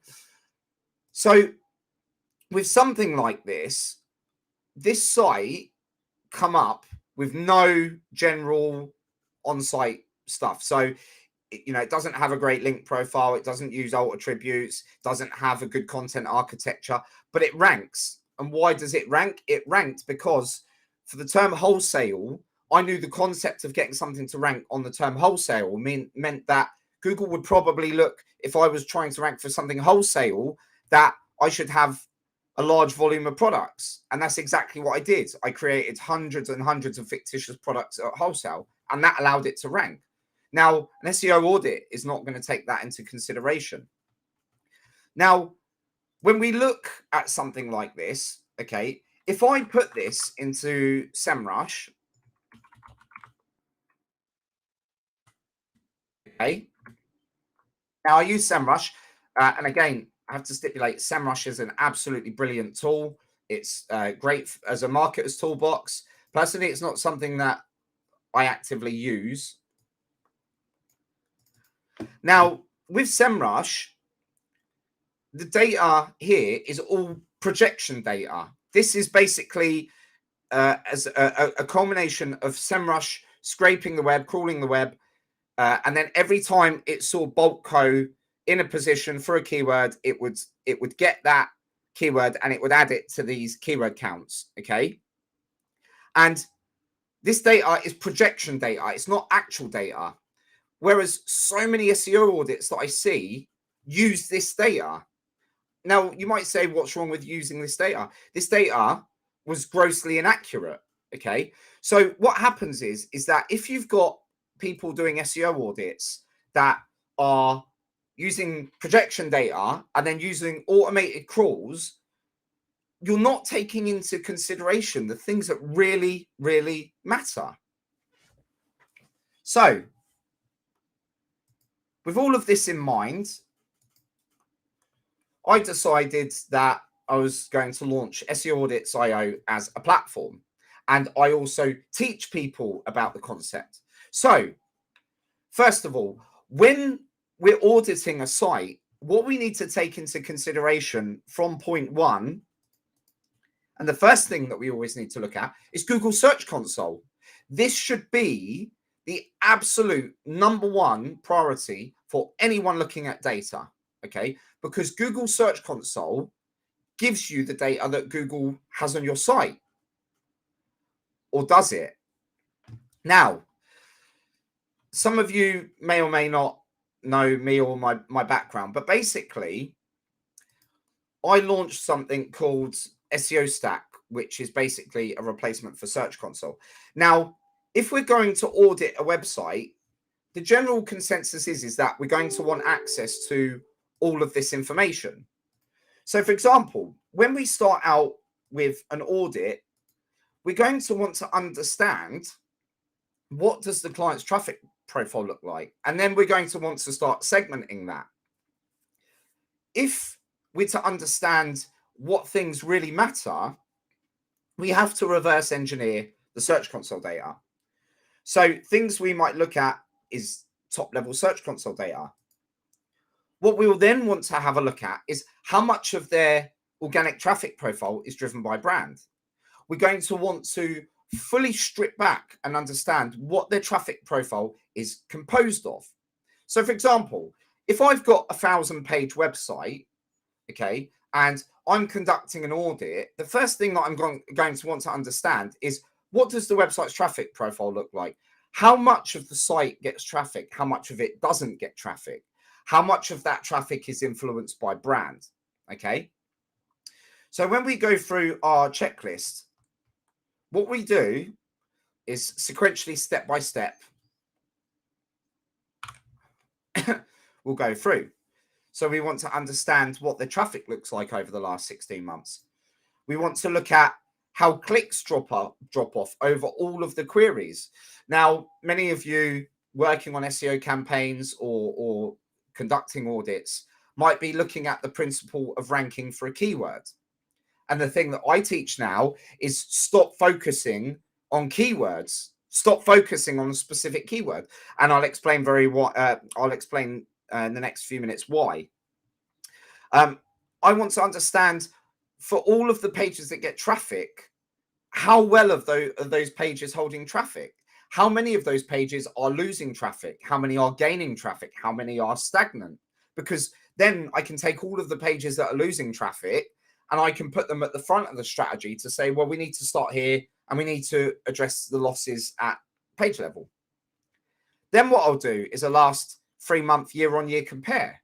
What does the traffic look like for the same 3 months just gone as the same time last year? Because then we rule out losses or traffic changes due to seasonality. Brand versus non-brand performance. How much influence on our clicks does brand have? What brand traffic is, what pages are being heavily influenced by brand traffic? Then I'll generate a regex in Search Console to get rid of all of the brand searches. Then I'll look at non-brand. What does non-brand look like? Where does non-brand traffic go?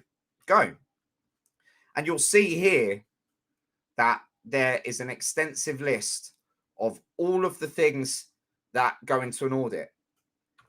This you cannot automate. This requires a human eye. Now, if you're going to do an audit, you're better off doing something properly than using something at surface level. Surface level auditing is great if you're trying to win some new business, but just keep this in mind. If you're using free audits or surface audits to win new business, you're not going to be the only ones doing it. So expect clients to not be wowed or impressed by it. Where you do stand to gain an advantage is if you show them data that is far more segmented and that you understand their brand. So, for example, now obviously I'm on very limited time. This is one of my smaller audits, and this is 800 slides long. Now, I've already had lots of people say, Daniel, this is ridiculous. No one cares about 800 slides. No one's going to read it. Well, you'd actually be surprised. People do. And what happens is with the audit, they get this checklist. So they don't need to read the slides, but the slides are there. And you might say, well, what's the point in doing the slides? Well, the point in doing the slides is that as I research, I understand the data and I put the data there. It's no skin off of my back if I'm looking at these metrics to take a quick snapshot and put it in there. And what it allows me to do is fully understand everything that's going on. Now, a huge chunk, more than 70% of the audits that I've been sent have no Search Console insight or data in them. Okay. And that is a massive fallacy because SEMrush might show a drop or Ahrefs might show a drop, but they might not give any context to where that drop's happening. And because they're projection tools, they don't have the same level of data. So we can look at all different aspects. Now, when we're auditing, the most important thing is that we fully understand where the traffic is going, and we'll perform things like click gap analysis. We'll look at how much of the index doesn't have clicks. We'll look at complete losses of search appearance data. Again, so many people may easily skip over these things. I've seen sites that lost 60-70% of their traffic just because they'd lost rich snippet features. Now, you know, you're not going to get the same level of detail when you're using third-party tools. Now, coming back very quickly. So when we look at Search Console, and I'll pull up Search Console just so that I can demonstrate this.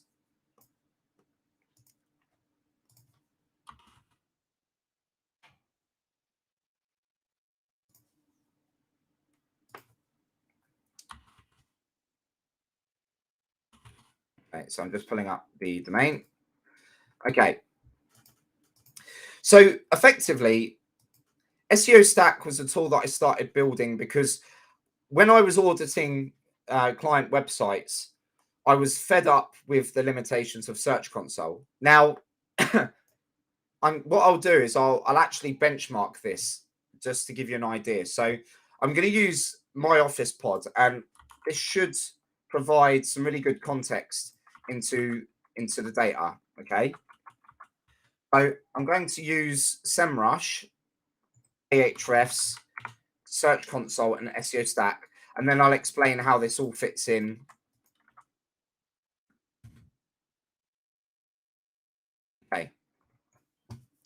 So if I was auditing my office pod using SEMrush, I'd see an upward traffic trend.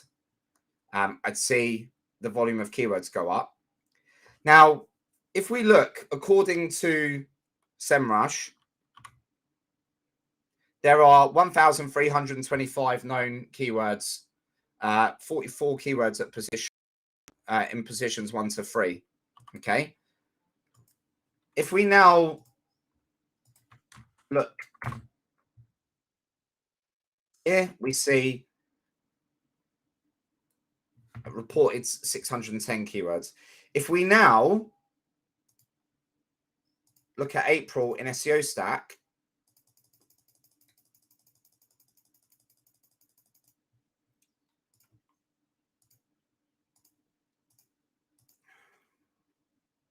and we'll also do the same here. So we'll do April in Search Console. So what we get is 1,400 keywords, or around 1,000. Daniel, I'm so sorry. Unfortunately, we have a limited time, and so many students had already left their questions. They would like to learn more about you and to use this time. Yeah, okay? yeah, I can do that. I can also share. Yeah, I can share some of the examples of this so people can use it.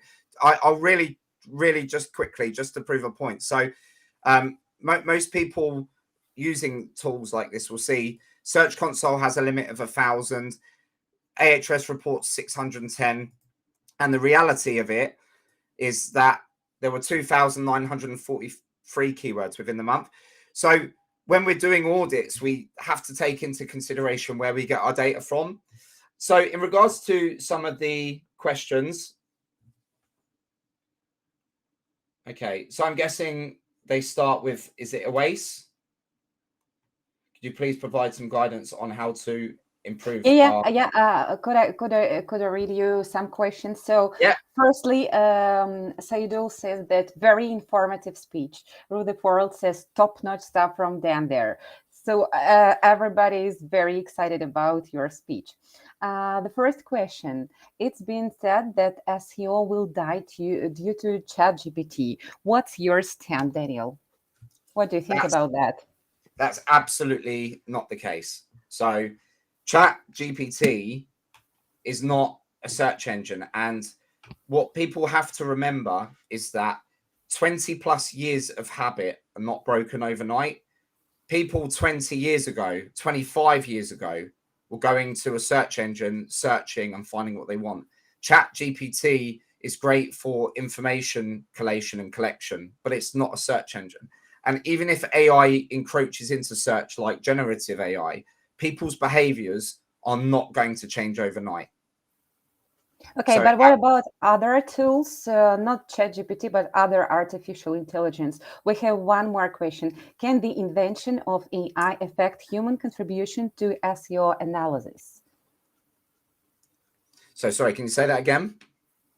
Can the invention of AI affect human contribution to SEO analysis?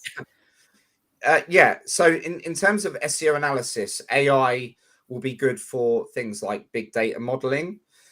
In terms of evaluation, it's still very much a human-based task. AI will be more complementary in that it will be useful for taking large data sets and making sense of that data. But AI is not yet at the point where it will replace the human eye for evaluating.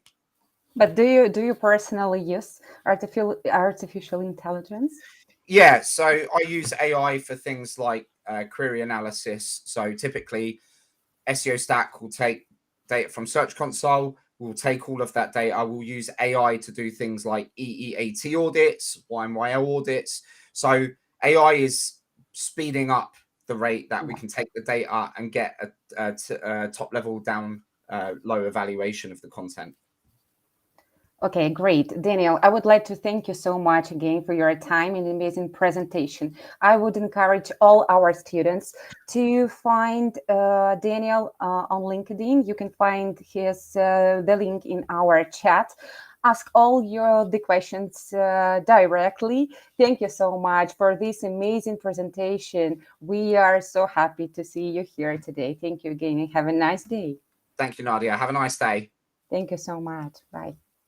Okay, dear participants, I would like to remind you to don't miss out on the exclusive deals for our SEO conference.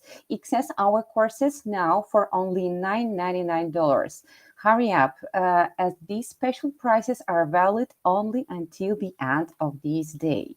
During our SEO strategy course, learn how to optimize your digital marketing campaign and create a successful SEO strategy. Enroll in our link building course. Discover efficient link building tactics to boost site traffic, attract loyal customers, and grow your business online. Don't forget about the best deal for our Google My Business course. Master this powerful tool for your company by setting up your Google My Business profile step by step. Our fresh course, ChatGPT, is also available with 90% off discount. Take the most out of ChatGPT. And our course, Keyword Research, is absolutely for you if you want to unlock new SEO opportunities by conducting in-depth keyword research. Don't miss this opportunity to enhance your SEO skills and take your digital marketing efforts to the next level. Enroll now and secure your spot at the conference. Okay, and I hope you've been enjoying this online SEO Day conference so far. I would like to announce a 3-minute break for you to refresh and recharge. Take this opportunity to enroll in our courses, grab a snack, like this video and share it with your friends. When we return, we have so many exceptional speakers lined up to share the expertise with you. So get ready for more valuable insights and practical knowledge from our esteemed speakers. Enjoy your break, and we will see you soon in 3 minutes. See you.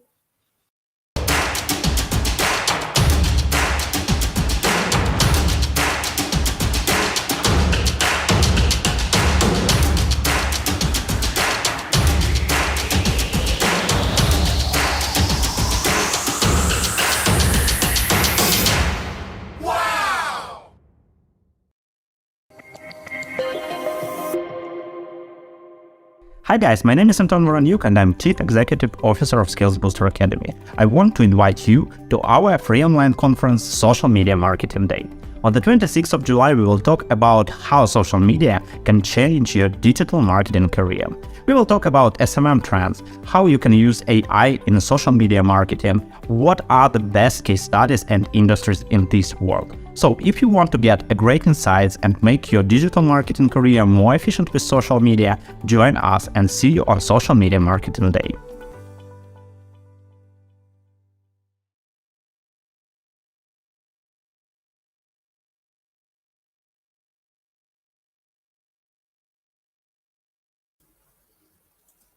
Welcome back to the online SEO Day conference. Are you ready for more valuable insights and practical knowledge from the esteemed speakers? Please write in the chat. Okay, so at the present time, I'm very excited to introduce our next speaker, Vladislav Moragun. He is an esteemed SEO expert, SEO strategist for large-scale websites. With his extensive experience in enhancing search engine visibility for high-traffic websites with millions of pages, Vladislav brings invaluable insights into the world of product-led SEO. Today, Vladislav will be enlightening us on the topic of product-led SEO, the importance of SEO analytics. Vladislav? Hello. Hey. Hello. Hello. I'm so glad to hear you. How are you doing? Everything fine. Thank you. I have one small secret. Vladislav was my teacher. I learned from you. I'm very excited to see you here today. Are you ready to share your insights with us? Yes, of course. 1 second. I will share my presentation. Sure. Mhm. Great, we can see it. Okay, thank you. So let's start. Hello, everyone. As Nadia mentioned before, my name is Vladislav Morgan. I've been working in the field of search engine optimization for over 14 years. In my SEO career, I've worked across a variety of industries such as real estate, travel, news, music, health, job portals, gambling, e-commerce in more than 30 different countries and languages. It's given me the opportunity to understand and learn from unique challenges, especially when optimizing large-scale websites. So today I'm here to show you how to start with product lead SEO and something about SEO analytics. So what is product lead SEO? It's a strategy that bridges the gap between product development and SEO to organically drive traffic and growth an audience. It's about making SEO a fundamental component of the product experience. So, what are the main key points of product lead SEO? First, it's a product value proposition. The core idea is to build a product that fulfills a user need or intent, as SEO says, and naturally rank well in search engine results. The product should match what users are searching for, providing a clear answer and solution for their queries. The goal is to attract organic traffic through inherent product value. The second thing, it's user experience. This approach places a strong emphasis on providing a superior user experience. By creating an intuitive and user-friendly product, you can improve engagement, encourage sharing, and getting organic links and something like that, and boost your SEO performance. The third one, it's content creation. Instead of focusing on creating content for the sake of keywords, product lead SEO suggests generating content that adds value to the user. This content should be a natural extension of the product and its purpose. The next one, it's iterative improvements. So continuous improvements is crucial. Based on user feedback and search data, iterate on your product to better align it with user needs and some new search trends. This iterative approach helps maintain and improve your search rankings. The next one, the fifth, it's collaboration. It emphasizes the importance of collaboration between product teams and SEO teams. By working together from the outset, these teams can ensure that products are designed with SEO in mind, saving time and resources in the long run.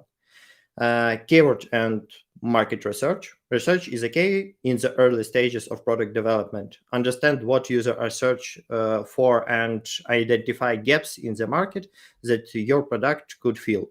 And the last thing, it's a long-term strategy. So product lead SEO is a long-term strategy. It requires patience and persistence, but over time it can provide maybe sustainable organic growth. So to make an SEO quite well for different businesses, you need to have some analytic skills. The process of collecting and analyzing raw data to help you make decisions about your search engine optimization focus. This will help you prioritize tasks and get approval for SEO work. And maybe you could make more informed decisions about your improving SEO strategies. The next thing that SEO specialists must know how to find growth points and evaluate all of them, and then prioritize them. After that, make those changes, taking into account the specifics of business and maybe development processes with the product team. So there should not be a phrase, something like, I believe in the lexicon of a SEO specialist. Only it could be based on data. We have a hypothesis that if we do something, we could get something else. So this is a solution to the problem that we called it depends. The problem with very fuzzy SEO answers and very fuzzy works. So our main questions must be, why do we need to do these tasks?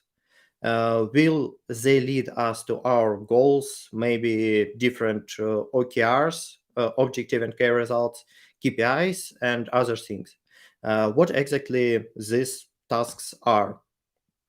Do we have a strong confidence about them based on data, or do we think that they are easy to be done or something else? And the third one, it's which one will help us to grow, which one has a chance to bring us traffic, and which one is a support task without which we couldn't move on, for example, in our product development. So first thing is that we need to implement a documentation first approach. Everything about our site, our competitors, our hypothesis list must be written. Especially if your team is remote, you need to have the most artifacts numbers that you can. You can begin even with, for example, Google Docs with spreadsheets, or Confluence with Jira, or maybe Notion, whatever you like. But everything must be written somewhere in the one source of truth. The next step is data collecting. We need to get our first batch of data, and for example, Google Search Console export would be a great start. New export tool compared to the old API is much, much better. Despite anonymized queries, you could get much more data from this export compared to the old API that we used before. For example, in one of my cases, I could find almost 3 million of unique keywords that my site ranked for during last month in Ahrefs data, and more than 5 millions of Google Search Console keywords in this new export function from Google Search Console. So it's the first thing that you must do. First thing, to make a source of truth in Confluence or Google Docs or something like that, and then to begin to download some type of data, for example, Google Search Console data. Then the third thing is that you need to enrich your data to find more complex insights. So it could be, for example, the next step as a server logs. Yes, you can not only analyze them in Kibana or other specialized software, but upload prepared grabbed data with Googlebot strings into a big query, and then blend Google Search Console data and logs data. For those who didn't know what server logs are or something like that, it's a text document that contains a record of all activity related to a specific web server over a defined period of time. For example, records of Googlebot requests. So you could see an example of Google log string when you can see an API address and user agent, data, get or post request type, response code, and other things like URL of requests. So then you could add more data to your data warehouse. You could add crawl data or scrape data from your site.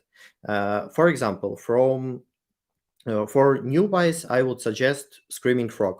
You can teach your colleagues, developers, how to install it on Ubuntu or other Linux servers and start it by a cron using schedule start every day. For example, in a headless mode. Headless mode, it's a mode for Screaming Frog that you could use without user interface. So you could create your config for Screaming Frog, and Screaming Frog will crawl your site automatically from your web server. For example, you could get in links in a CSV file with source and destination columns, for example, to analyze graph. In discrete mathematics, and more specifically in graph theory, a graph is a structure amounting to a set of objects in which some pairs of the objects are in some sense kind of related. So, for example, a graph, it's your site. When you would see a point, it's pages of your site, and relation between those points, it's your in links in your internal linking. So as an icing on the cake, you could get, for example, additional data like SERP data, using data for SEO to analyze your CTR fluctuations and other similar things. Data for SEO, it's a great service when you could buy different API tokens and get different information from Google SERP, Google about Google keywords, about Google Trends, and other things. So if you would parse and scrape those data, you could get some different interesting insights. For example, in one of my projects, we get a decrease in CTR, but impressions and clicks were okay, and also we don't change something in our descriptions, titles, and other things.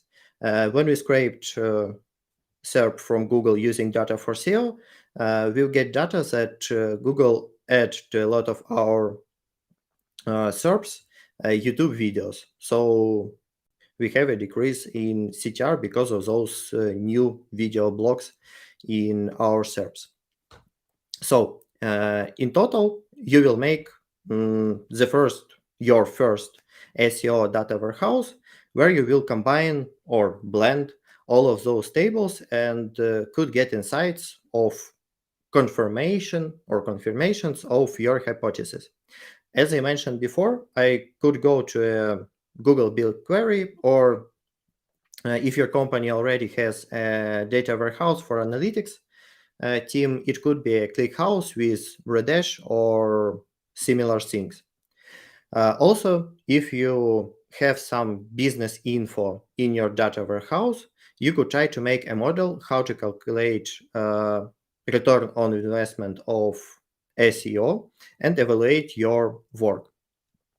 For example, if you work with a large scaled website, you have a lot of page types, you could have a lot of different languages, countries, and other different things. So the main work of head of SEO, for example, is to find points when you can get the most growth of your traffic and your, for example, revenue. So without those data, what revenue you have now, what effective pages you have now, and other things, you couldn't get those focus and those points to invest your time and invest your money. So if SEO becomes a part of conversion rate optimization, you could get more focus on important tasks and important directions of your business to get more, for example, revenue, conversions, or maybe if your goal is, for example, page views, so page views. To work with your data, you need to get some skills in SQL to make queries in BigQuery. The second, terminal commands like grep or awk or sed to prepare your data files. Also, you will need to maybe study a collab Google with Python to analyze data using pandas or different things like library Network X. And for example, Looker Studio to visualize your data. If you are afraid of Python or SQL, ChatGPT is your best friend. He could write you a small part of code, a small part of your SQL query, or something like that. So The first and the main skill for your start in SEO analytics, it's SQL. You could try to check the, I think, most famous manual at W3 schools, or you could study at services like, for example, SoloLearn, and improve your skill using ChatGPT. The only thing you need is to describe your tables and what you want to get as accurate as you can. So the next step, after your data warehouse would be set up, you could upgrade your routine. I advise you to make more small steps and faster changes on your site rather than making big and slow changes. But each test must be described with a templated notation. As I mentioned before, it must be a source of truth, your one source of truth. Also, you can check an example of hypothesis template on a slide. The first thing that we need to describe, it's about our research and all context that you knew. For example, the main goal that we want to get and what we want to change on our pages or on our site in all pages. For example, I want to increase my CTR because I know that I have a lot of impressions. I have average position more than 3, for example, and I want to get more traffic using my description. I have a pre-research result that my competitors are using in my description, in their descriptions, very similar words and a small amount of information. For example, in my description now, I am using a price of my product, information about how fast I could get this product, for example, using a firm to transfer those products to me or something like that. And my other competitors using in descriptions, for example, things like you need this product, buy it, please, something like that. So my main goal to increase CTR, my pre-research result, it's compare between me and competitors, and then my hypothesis, it's that I have data from my Google Search Console downloaded into BigQuery. I've chosen a batch of pages that I would change descriptions on. How I would change those, how I would choose those pages. I would get information about clicks, impressions, something like that. I would choose pages without fluctuations in my traffic, in my clicks. So I would see if I would have a great increasing trend, and I would get pages with position larger than 3 or equals to 3. So it was a general description of my hypothesis, and I would add different examples of my descriptions that, for example, my product team or marketing team or SEO team could check and approve. And after that, I would make those tests, check the data, and would write those results. When you will have several tests like this, you will try this hypothesis template. You will have in a time a library of those tests that you could recheck, reread, and then you can get new, maybe, insights from all of those data, something like that. So each test might be described and templated. Plus, when you create a test, you need to have a data in your data warehouse to check your hypothesis. Thank you for your attention. The last thing that I would show you, it's a text-to version of hypothesis template. So, for example, based on user survey data and competitive analysis, we assume that on our page we need to add additional intent block. For example, a block with suggestions to the products of the same type, for example. This change in the design of our page with adding this block will improve our, for example, behavioral metrics. For example, a number of pages, page views or something like that. And those improvements our SEO performance, for example. So thank you a lot for your attention. And if you would have some questions, write to me using Facebook or email. Thank you, Vladislav, so much for your enlightening speech on the importance of SEO analytics in product-led SEO. I have several questions from our students. The first one, in your experience, what are some common challenges that SEO professionals face when working with large-scale websites with millions of pages? How can SEO analytics help overcome these challenges? The main problem, I think, it's a focus. You have a lot of different page types, maybe different languages on your site, and an infinitive backlog. So you need to try to prioritize all tasks, which could bring you growth faster and easier, or maybe not easier, but cheaper as you can. So it's a focus, and it's an approach to analyze those data and try to prioritize all of those tasks.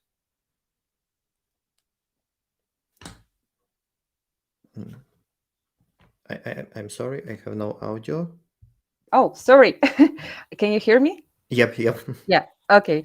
One more question. Can you share some key metrics or analytics tools that are crucial for tracking and optimizing search engine visibility for large-scale websites? In my opinion, I think that one of the most important metrics must be the percentage of effective pages.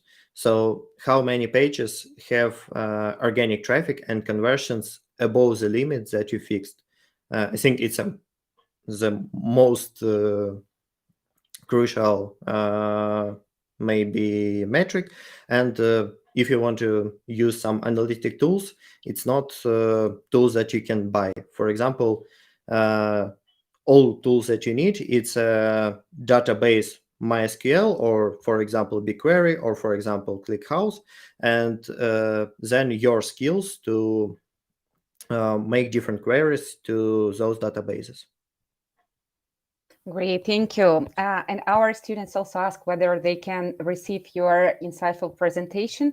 I would like to remind you that all participants who has already registered will have all speakers' presentations. So don't miss this opportunity. Register right now, SkillsBooster.net. You will find all details in our chat. Vladislav, I would like to thank you one more time for this insightful speech. That was great. Thank you so much, and have a nice day. Thank you. Have a nice day too. Thank you. Bye. Okay, and I would like to remind you, everybody, that all our SEO courses, only until the end of this day, are available for as less as $9.99. Don't miss this best deal, 90% off on all our courses. Link building course, SEO course, keyword research course, Google My Business course. All the courses are available. And I would also like to remind you that it's very important for us to see your support. Please like this video, share with your friends, leave your comments under the video. We will try to answer all your questions. Please don't hesitate to be active. Get the most out of this amazing conference. Soon we will have 5 more speakers. The next speaker will be Mufadal. He will tell us. One moment, please. I will check. Okay, Mufadal Sadrivalam. It's an esteemed SEO growth strategist and consultant. Mufadal is a performance marketer who specializes in helping brands increase their revenue through organic and paid marketing mediums. His track record speaks for itself, as he has achieved remarkable results for his clients. One of Mufadal's notable achievements includes scaling organic traffic for an event management company by a staggering 400% within just 1 year, all without building a single link. Additionally, he successfully recovered 80% of lost traffic for a medical business that was adversely affected by the September core update. These accomplishments highlight his expertise in driving. Okay, I see that unfortunately Mufadal is not here still with us. So let's take a 3 minutes break and then continue. Okay.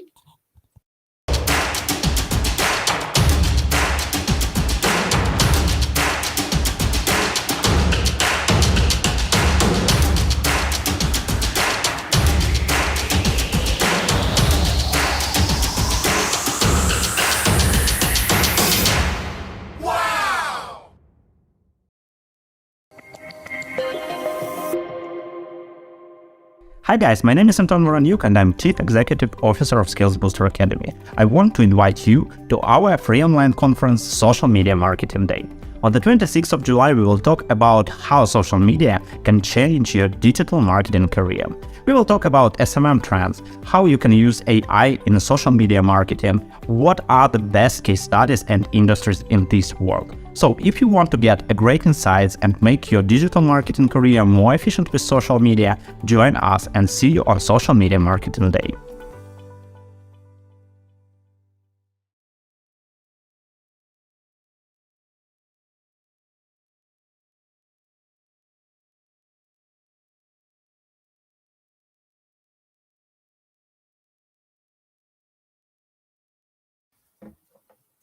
Okay, welcome back. It's my pleasure to introduce our next speaker, Veriska Ancontidano, a distinguished multilingual SEO and localization manager and consultant with an impressive 20 years of experience. Veriska specializes in assisting established brands in expanding their presence into non-English speaking markets. Veriska's expertise lies at the intersection of SEO and localization, where she excels in managing workflows and processes that foster collaboration between both teams. Today, Veriska will share her insights on the topic best practices for incorporating ChatGPT into your SEO strategy. She will guide us through the effective integration of ChatGPT, a powerful language model, into SEO strategies. She will share everything about ChatGPT and how to enhance content creation, optimize user experience, and improve search engine visibility. Please welcome Veriska. Hello, everyone, and welcome to this session where I will be talking about leveraging ChatGPT into your SEO strategy and basically leveraging any kind of AI bot into your SEO strategy. Just an intro note, this is not going to be a session where you will get a list of prompts to use or you will become a master on using prompts for ChatGPT or other AI bot. It's going to be an high-level discussion on the process to put in place to start leveraging AI into SEO, the considerations that we have to do, the stakeholders that we have to consider, and most of all, the limits and what we can do with ChatGPT. That being said, let me introduce myself. My name is Veriska. I am a multilingual SEO and localization consultant with 20 years of experience working with companies wanting to enter and break out into non-English speaking markets. I use an approach that leverages sociology, sociolinguistic, and data science in SEO. So it's all about trying to get the most out of SEO for people not speaking English in other countries. I am a certified project manager. I'm Italian and I'm obsessed with processes and pizza. And because I work at the intersection between SEO and localization, I've been called the language Nazi because my main focus when I analyze websites or suggest strategies or anything like this is always about making sure that we use the exact and correct language for that specific market in order to reach out the customer, the consumer, the users that we want to reach out. Without further ado, let's dive into the topic of this session, ChatGPT. So it was November 30th, 2022 when ChatGPT was introduced. It was kind of a subtle introduction for the whole world. Very few people knew about it at the very beginning. And then the words got out. And in December 2022, 5 days after ChatGPT was officially announced, it's already acquired 1 million users. If you think about the scale of this, you already understand what we are talking about. It took years for Instagram to reach out that number. It took years for Netflix, which is one of the biggest players in the market, in the commodity market these days, to reach out that milestone. So ChatGPT proved to be the breakout that we all needed in our life, or we didn't need. Who knows? After the release of ChatGPT, the explosion of ChatGPT started in January and even earlier, thousands of plugins and services have been released. This has triggered a lot of other companies to wanting to enter the market and wanting to be visible in this field. What happened is that also existing AI services have started to leverage and to level up their game. So Jasper, which was one of the very first AI writing assistant, introduced the chat to answer to what ChatGPT was offering and is still offering to its users. And it's just one of the many. Marketers got crazy, and can you blame them? Can you blame us? You can't, because if something seems so easy to use, seems so doable to leverage in our existing strategies, why not to take advantage of it? And we really got crazy in every single niche within marketing. Of course, the biggest industry that was shaken by this was SEO. And the reason why is that we always try to find a way to maximize what we do, minimizing our effort. And it's not something bad to say, it's just what we do. We want to get the most and we want to use the best tools that we can to reach out to get certain results. Search engines went crazy. Bing released the chat, putting Google under the spotlight. What can I do? If I go on both on Bing and on Google, if you are lucky enough to have access to both these tools, these two chats, you can now start discussing and asking questions. And this basically changed the way users and SEO perceive search online. And these things changed again last week, more or less, when Google introduced a new approach to search, which is based on the new AI release. So Google introduced the SG, the Search Generative Experience, and the Google Perspective. So on top of the search, we will now have, in the near future, depending on the countries, we will have a chat-style generated AI response to a very specific question. And we will also have other sources that are different from long-form content. We will have TikTok videos, we will have more user-generated content in the SERP to balance out what is available to the users. This changed drastically the way we approach SEO, the way we approach users, the way we approach search in general, because AI is giving us a big advantage in marketing and SEO, but it's also becoming a common. Let's say it's kind of making it's kind of commoditize the content because it's easier to access and it's easier to create and consume content created by AI. So at this point, what we should do is shift our expertise, our focus, offering more expertise, distinctive voice, and a perspective, and insights that are tailored in a way that can enhance the visibility of a brand. We must become much more creative than we were in the past.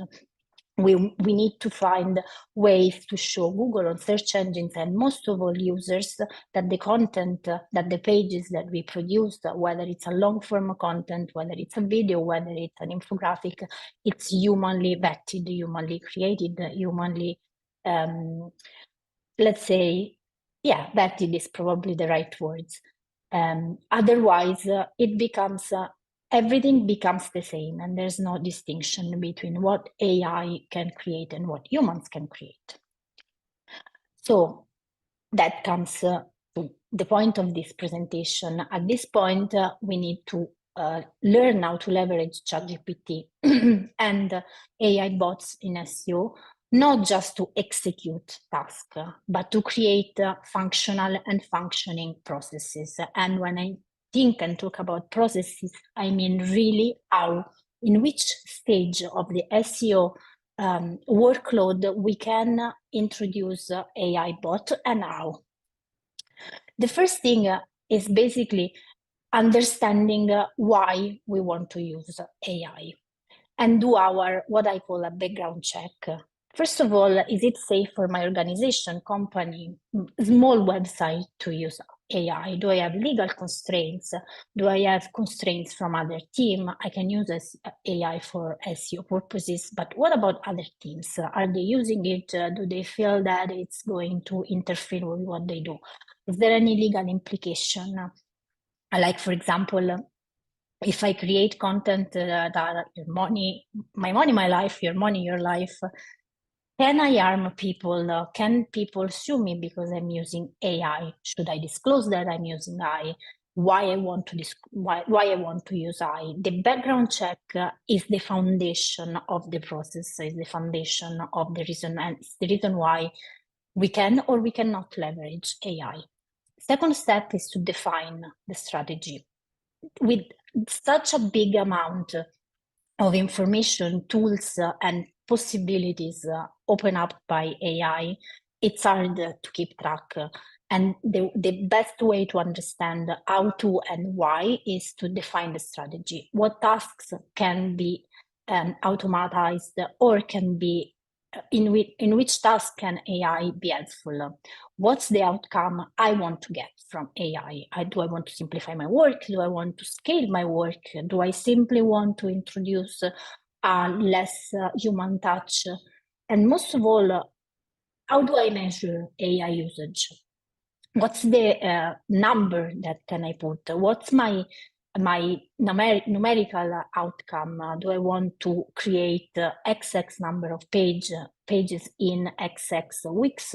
Or do I want to spike up my traffic? Or do I want help, for example, the localization team, in my case, to translate thousands of pages with SEO embedded in this specific time frame? And what do I want to get out of this? I think a strategy is the second step and is increasingly important, because otherwise we end up doing stuff without knowing why we are doing this stuff. Define the roles. The more we use automation and the more we work close with other teams, the more we need to define roles. Because AI is a very, very peculiar field, and we are just at the beginning, and probably this talk will also be vintage the moment you will see it, but roles will always stay the same. So within a team or within an organization, it is necessary to define who is in charge of AI, who is the person who just give the green light to what I want to do. Is there a person? Is there a team? Or can I just go and do what I want and I don't care? Who is going to validate the output and refine it? This is absolutely a peculiar, very crucial step. Everything that AI does needs validation. Who is going to validate the output? Who is going to refine it? Who is going to refine the prompts? Who is going to just say, okay, this is good, we can implement it in our process, or you can implement it. And who is in charge of the last step? Basically, who just says, now it's okay, now the prompt is fine, the outcome is fine, we are ready to publish the page, we are ready to publish the content, we are ready to go. And who is going to monitoring everything that AI is doing and the results as well. No roles, no structure, it's a mess. So you start with doing your background check, deciding if AI is important and can be leveraged. Then you define the strategy, then you define the roles, and finally you can start using ChatGPT or AI in your strategy. But what can AI and ChatGPT really can or do for us in SEO? I have identified a few fields where AI can be extremely useful, and these are just some of the examples. There are way more that couldn't fit this presentation, otherwise it would have been taken hours to get to the end. So pre-work tasks, you have a goal to reach out and you start doing your due diligence. How can you have your list of keywords, but how can ChatGPT helps you? Keywords clustering, easy. We were used to write scripts for these, Python scripts or any kind of scripts. Imagine you don't know anything about Python and you want something easy to cluster your keywords without spending too much time doing it manually. Use AI. It can give you a list of competitors. It can give suggestion on the topic based on your semantic and your keywords. It can create semantic association and can help you planning a programmatic SEO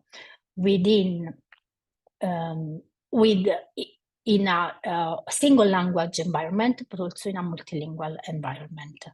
Can also help in the executional phase, so the SEO content generation, organization, and optimization.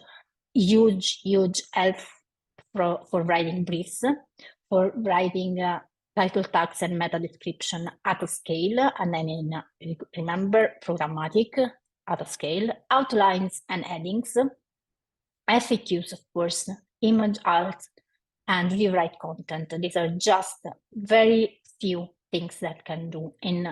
Even if content, AI in content is probably the most used things these days, is still, really, it's not the most overwhelming use of AI, but it is definitely helpful.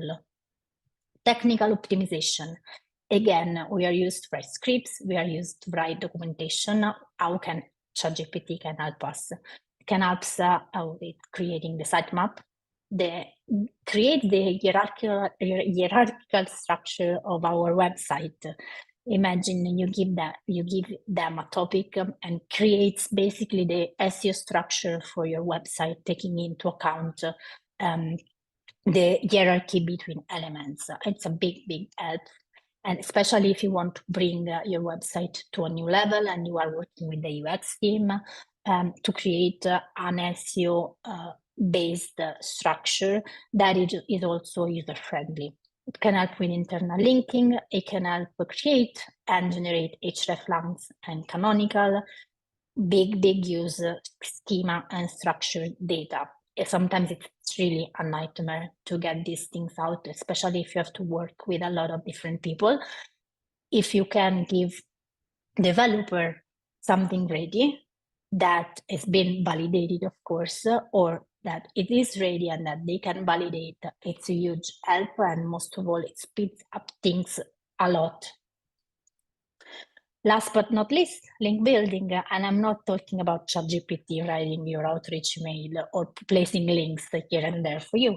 No, it's just, it can give you a list of outreaching opportunity, can help you writing the appropriate message for outreaching. And when I say appropriate, I say language appropriate, tone of voice, brand appropriateness, everything basic when you say messaging for outreaching. Can give you a list of resources that you can contact, and a list of experts that you could perhaps interview, that you can basically interact with to create, to start building a relationship. And this is, again, these things that I just explained here is just a very, very minimal part of what we can do.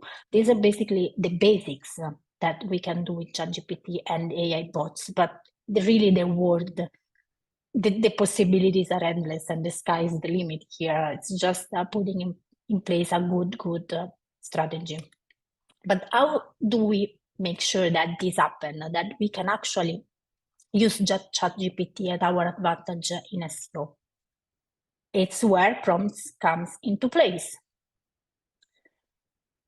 We are all used to prompts by now. We know what a prompt is, and we kind of know how to write one. And the truth is that majority of us doesn't, and we end up, a lot of people end up with answers that are not really good because their prompt was not good. So the anatomy of a prompt is kind of a very high level view of what a prompt should be. But the first thing that you should do, you should always identify the task and the purpose of your prompt. I want you to do this because I want to have this outcome or this output.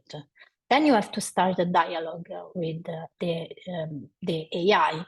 You need to provide context, and starting a dialogue means introducing what's your task, what's your purpose, the context, in a very specific way, and using clear language, whether it's in English, whether it's in another language. The more specific, the more context, the more you look like you are talking with someone, with a person, the better the outcome is. And I want to give you a couple of examples, very trivial examples of what I mean with better and good and bad prompts. Imagine, write me a meta description about topic A. Okay, ChatGPT will definitely write you a meta description about topic A, but it won't never be as accurate, as nice, as good as you expect, because you didn't give them any context and information about what's your result and what it should be included in the meta description. This one is a better topic, right? You are an expert in topic A. You're writing an article about topic A. Now I want you to write a description about topic A. It has to be certain length, and that it has to include a CTA at the end. This prompt is extremely, well, it's actually not extremely, it's quite refined and quite in-depth. Provide context, repeat the terms topic A 3 times to make sure that AI understands and gives for sure a better outcome compared to this one, where there was no context, there was nothing asked. Basically, just write me something about topic A. I don't care what, and I don't give you any information about who you are or you are supposed to be. This can also be refined more based on the outcome. You might just say, okay, thank you for this, but I want you to add this, this, and that. So the more granular you go when you get your results, the better it is. So there are 2 steps to get basically the right prompts and the right outcome. First of all, we have already seen define a clear and well-structured prompt based on your outcome. More specific, the better. Ask AI to execute the task. Write me a meta description. AI execute the task. Then you have to check the output and see, okay, is this doing what I've been asking her to do, or it should be improved? If it's okay, fine, we're very lucky, you were good at writing the prompts, or AI was good at picking it up, so you can start using it. If it's not, it needs refinement. Step 2. The more you use the prompts, the same prompts, the more you can refine it. If it's already good after the first try, again, super lucky. It's almost never happens unless you are a genius. So you need to refine your prompts. And once you're happy, use the outcome and keep using. So iteration is critical here. Measure results. Is it bringing results? And when I say measure, I also mean, is it really speeding up my process? Is making me progressing in what I do in an efficient way? Rinse and repeat. It's a constant refinement. And when you find the trigger, the right trick, it's just a matter of changing the order, just readjusting based on your outcome. But is this enough to succeed in SEO today? Remember what I told you. Google is moving forward a direction where AI is going to be important. Real expertise is going to be important as well. So how are these two things going to pan out together? And also, will AI replace human SEOs? Well, AI has a lot of limits. I've been working with neural language for quite a lot, trained also an assistant. So I'm super biased, and there are absolutely limits to AI today. First of all, it's not able to replicate human intuition and creativity. When you give even the best prompt that you can give to AI, whether it's ChatGPT or any other kind of writing assistant, it gives you very often, if not always, plain text that is not appealing. So because it's not intuitive and it's not creative. So it is basically where it lacks the most. If we consider where Google and search engines are going, this is the biggest lack and limit that AI has today. It doesn't show any empathy, it doesn't show creativity. The longer the text is, the easier is to spot the same terms used over and over, the same convolution, the same words repeated. So it's something that very often is not really appealing to read. Lack of accuracy, because every model is trained on a specific set of data. Things change rapidly in the world, new discoveries, new researches, everything else. So there's a lack of accuracy, especially in certain industry and in certain niches. It's biased because it's trained on certain data. So it doesn't evaluate the whole spectrum. It only takes things from where it has learned. And again, back to point 1, it also lacks expertise and authority. It can write a 2,000 long form content about anything, but very often it's quite basic. So because again, it just scrape here and there. It's just use data from here and there and connecting the dots, which is a good basis, but it needs refinement. So as of today, based on what we have discussed so far, AI tools can help kickstarting and streamline efficient SEO workflows. It can help you doing stuff that we used to basically do with scripts or with external tools or with a lot of Excel spreadsheets, a lot of chit chats. AI can help you streamline that workflows. Think about, for example, keyword clustering, which is one of the biggest, or writing a simple schema markup and stuff like this. But what it lacks today, it's the human touch. And that's where we can make the difference as SEO. AI lacks a unique perspective, creativity, and critical thinking that what we should humans, SEO professionals, bring to the table. We should be able to create content or request content creation that are insightful, that are helpful, that include strong recommendation. We can use AI generated content as a basis, but we need to add our own touch to them. We cannot just take them for granted and just publish everything everywhere, because it can be a very short-term strategy that works, but on a long run, you need to establish credibility, not just with search engines, but mostly with users. The moment someone lands on your website and starts reading content that are purely AI written and not really engaging, not really insightful, not really unique and creative, they leave.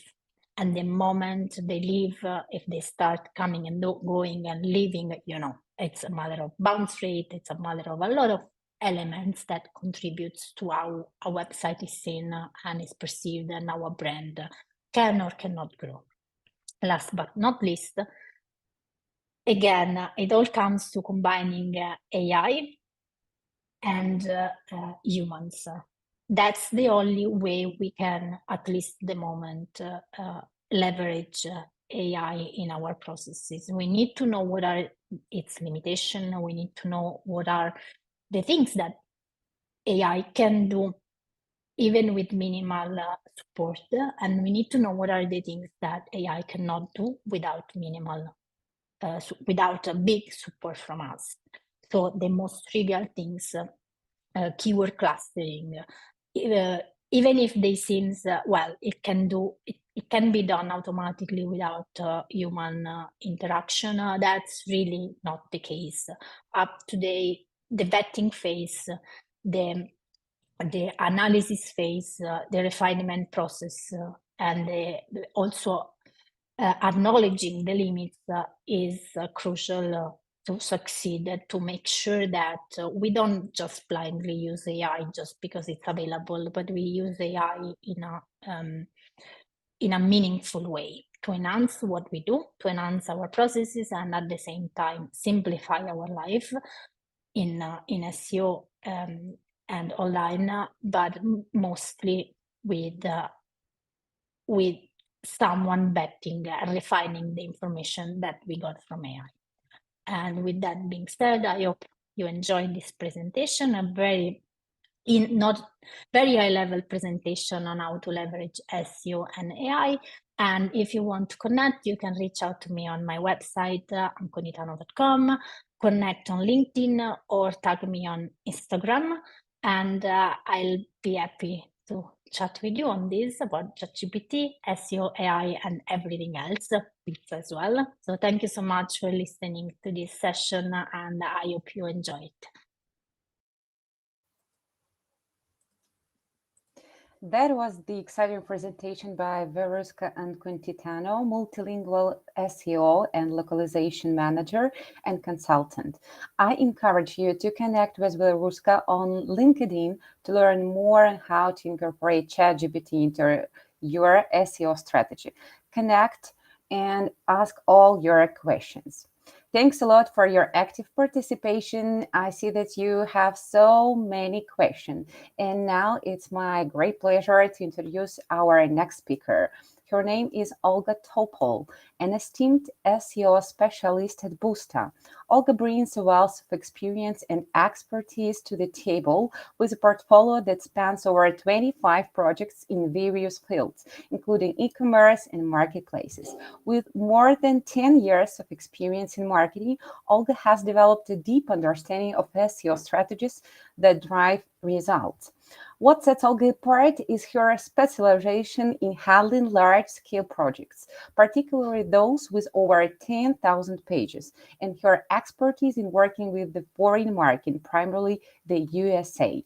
Today, Olga will be shedding light on the 8 most common SEO mistakes at the start of a project and how to avoid them. Everybody, welcome Olga. Olga, I'm so happy to see you here today. How are you feeling?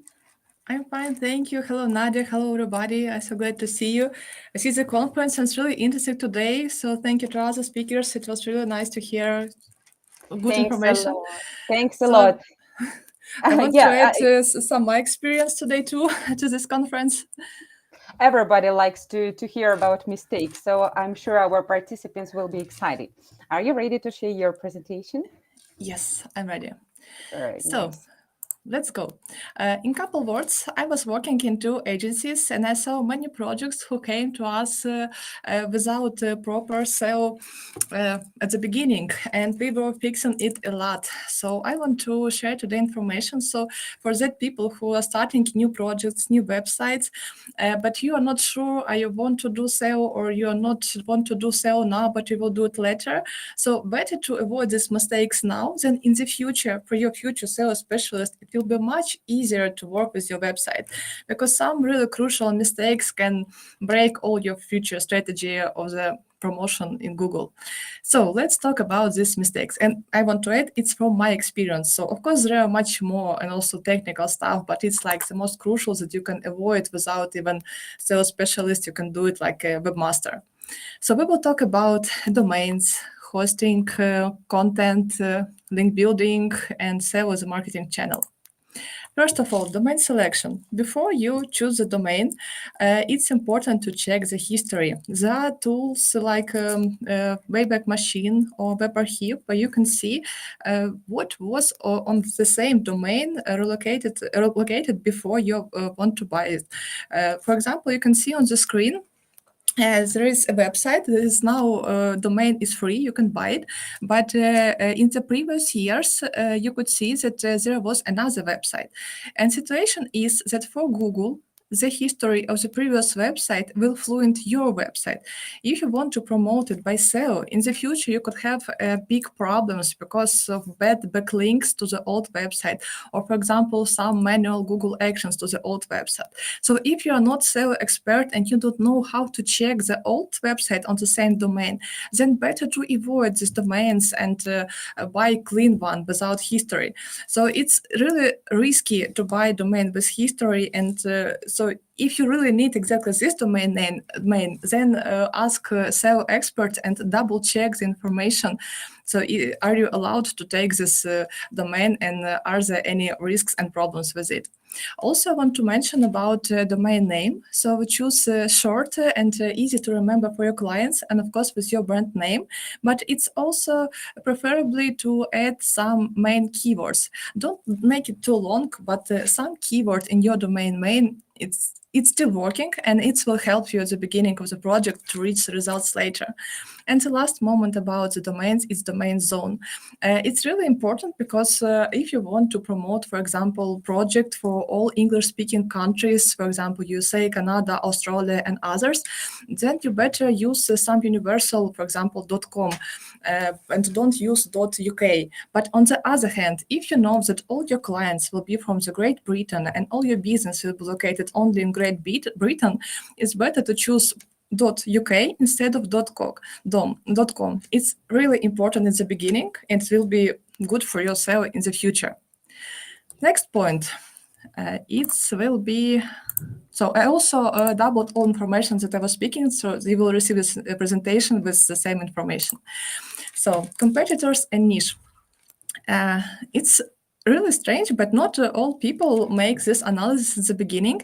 And I mean not your competitors in the business point. I mean the competitors who will be in top 10 Google, and the websites with whom you compete if you want to get the positions in the Google and to get organic traffic. So how to do it? First of all, collect your semantic core, and okay, if you just make young website, it could be some approximately keywords. So you don't need to make whole semantic core at the beginning, but you can check which websites are shown in Google top 10, and they will be your competitors for the Google meaning. So it could be even such websites like Wikipedia or Amazon. So they're not your business competitors, but you will divide with them positions in Google top 10. That's why it's important to know them and when you will have this information, you can calculate the forecast. How much money and how much time do you need to get in top 10 Google? And it could happen that for some young websites, you need, for example, $100,000 per year to reach results, to be in top 5.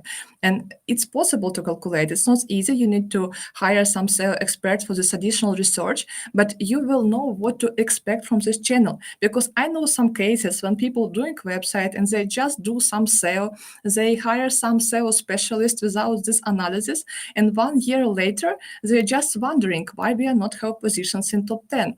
So this analysis in the beginning will help you to understand what to expect from this channel. For example, as I can show on this slide, we have a keyword by laptop. So just if you have the keyword by laptop, you have a shop that sells laptops, and it's small shop, and you want to be in top 10 Google and receive organic traffic. But for keyword by laptop, you see top 5 positions is Best Buy, Walmart, Amazon. So it's impossible to come higher than in the nearest half year for sure. Could be in a year, but because of really expensive links and quality strategy. So it's possible to calculate at the beginning which keywords to avoid and not use on your website, and which keywords to use on your website instead of them. So it's also important to know what to expect for this channel.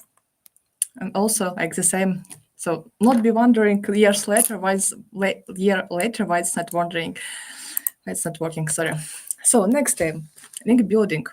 Very big mistakes it's possible to do at the beginning of the project. It's fast, cheap links. There are some examples from the Upwork of the real advertisement, how people sell this 5,000 to follow links. Please, if you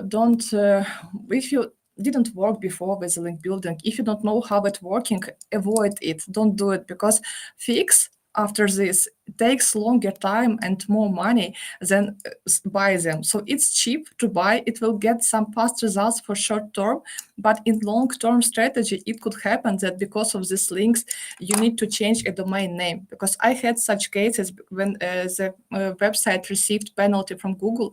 It called manual actions from Google because of spam links. And after this, it was impossible to do something with this website and to make some visibility, and we even changed domain name.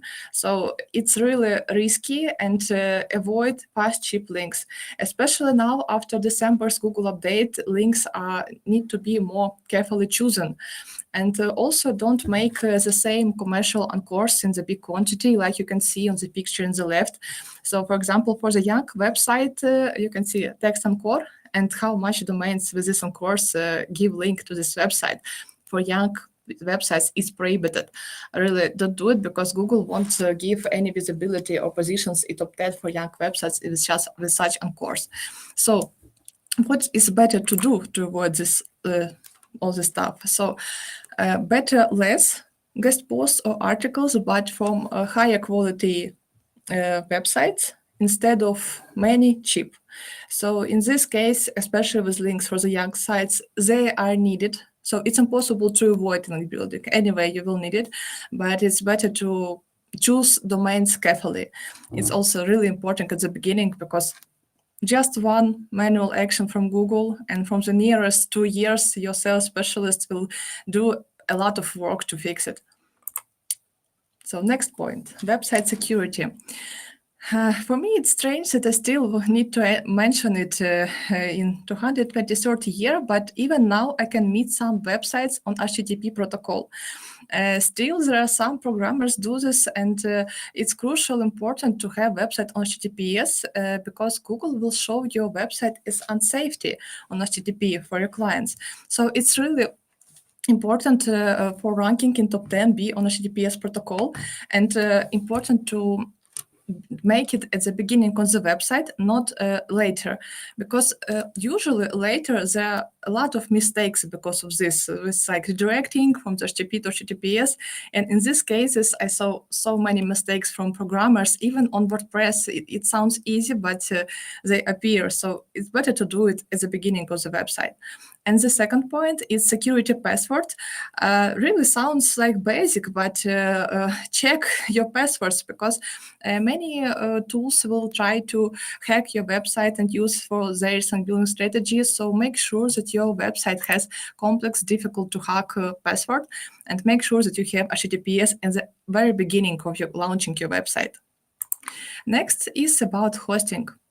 Hosting is also important for Google, because if your website is not accessible for the clients, Google then will rank it down. So if Google, let's say, doesn't like it when your website are not available, and in these cases, the counting is going for hours. So as long as your website is not available, then worse it will be for your website for Google ranking. So that's why hosting is really important, and there are several points. So first of all, choose the right location of hosting. I mean that if you have, for example, clients for United Kingdom, then better to choose some local hosting instead of, for example, American hosting. So also hosting should be located in the country that is priority for your promotion and will be for your clients. Second, check that your hosting is secure, for example, from the DOS attacks, and check the schedule of support, because even now some supports have holidays, and it's so crucial when, for example, it's Sunday or some holiday and you write, okay, guys, anybody can answer, and nobody is answering. So check the support working 24/7. And also my advice, choose high-speed brand name servers. It will be kind of guarantee that you will receive all the previous points. And also, if you want to make a big website, make sure that hosting has stable work with a heavy load. So you can ask service more information about this, but for big websites, it's also crucial, because it will influence the loading speed of your website and then or your Google ranking in the future too. So with hostings, okay, now mobile friendly. It's really also 21st century, but we are talking about it. So, you know, I'm sure that you use mobile phones every day, and more and more people are visiting websites from the mobile. And Google a couple years ago announced the mobile first index algorithm that gives priority to mobile version of the websites instead of desktop version. So that's why mistakes on the mobile version, they are crucial for your ranking in Google Top 10. To have the positions in Top 10, you need to show Google that your website is adaptive. Also, the second point, you need to check your load speed, that it's not loading for 10 seconds, for example. You need to make it as fast as possible with hosting and other stuff. And also check that all elements are not too small. So, for example, here's the example of really existing websites that are not updated now, and they not have, some of them have top 10 positions, but you see not all elements are accessible for the visitors. For example, hidden text or whole website is too small. So yeah, it's even now it's crucial because of mobile first indexing. And also one more thing I want to add, how to avoid this. When you make a layout with your designer for the website, if you do it with designer before programming the website, then first of all, draw mobile version of the website and others is desktop. Because I saw many designers are still working with desktop version only as a main version. But now it's better to start with mobile version, and after this, draw desktop version. And also before programmers will launch a website, pay attention for them that mobile version is more priority for testing and for visibility of each element of your website. So it also will help you to avoid mistakes and technical errors in the future connected to the SEO implementations. So next one, content. There are really a lot of information about content and so many mistakes possible to do, but I mentioned some of the most crucial that really can stop growing the website. So first of all, and it's for young websites, it's not for old and like big one, it's for young. So don't copy content from other websites. I still can meet some websites that are copying a lot of content. So if you know how to do it, okay, there are some strategies that are exactly the strategy of some websites, then okay. But if you want to make a real business in the wide reputation, and you want to make a long-term strategy, and you want to receive clients in 3 years, in 5 years on the same website, then don't copy the content if you don't know how to do it properly. And also don't fill website with generated text. So it was mentioned before, AI is still not okay with fact checking, and also AI is could be detected by Google, and then it's possible to get penalty from Google. So it's risky. So yes, there are some strategies in some gray niches with generated content and copying text. But if you don't know how to do it properly, don't do it because you heard that it's working for some other websites. So if you want a long-term strategy, don't put generated text. You can take inspiration from that text, but it's better unique human written text. Also, grammatical mistakes is also important to avoid them, because in Google Assessor Guide it's even mentioned that grammatical mistake is a sign that you are not working enough with your website. So it's also fluent your ranking in Google Top 10.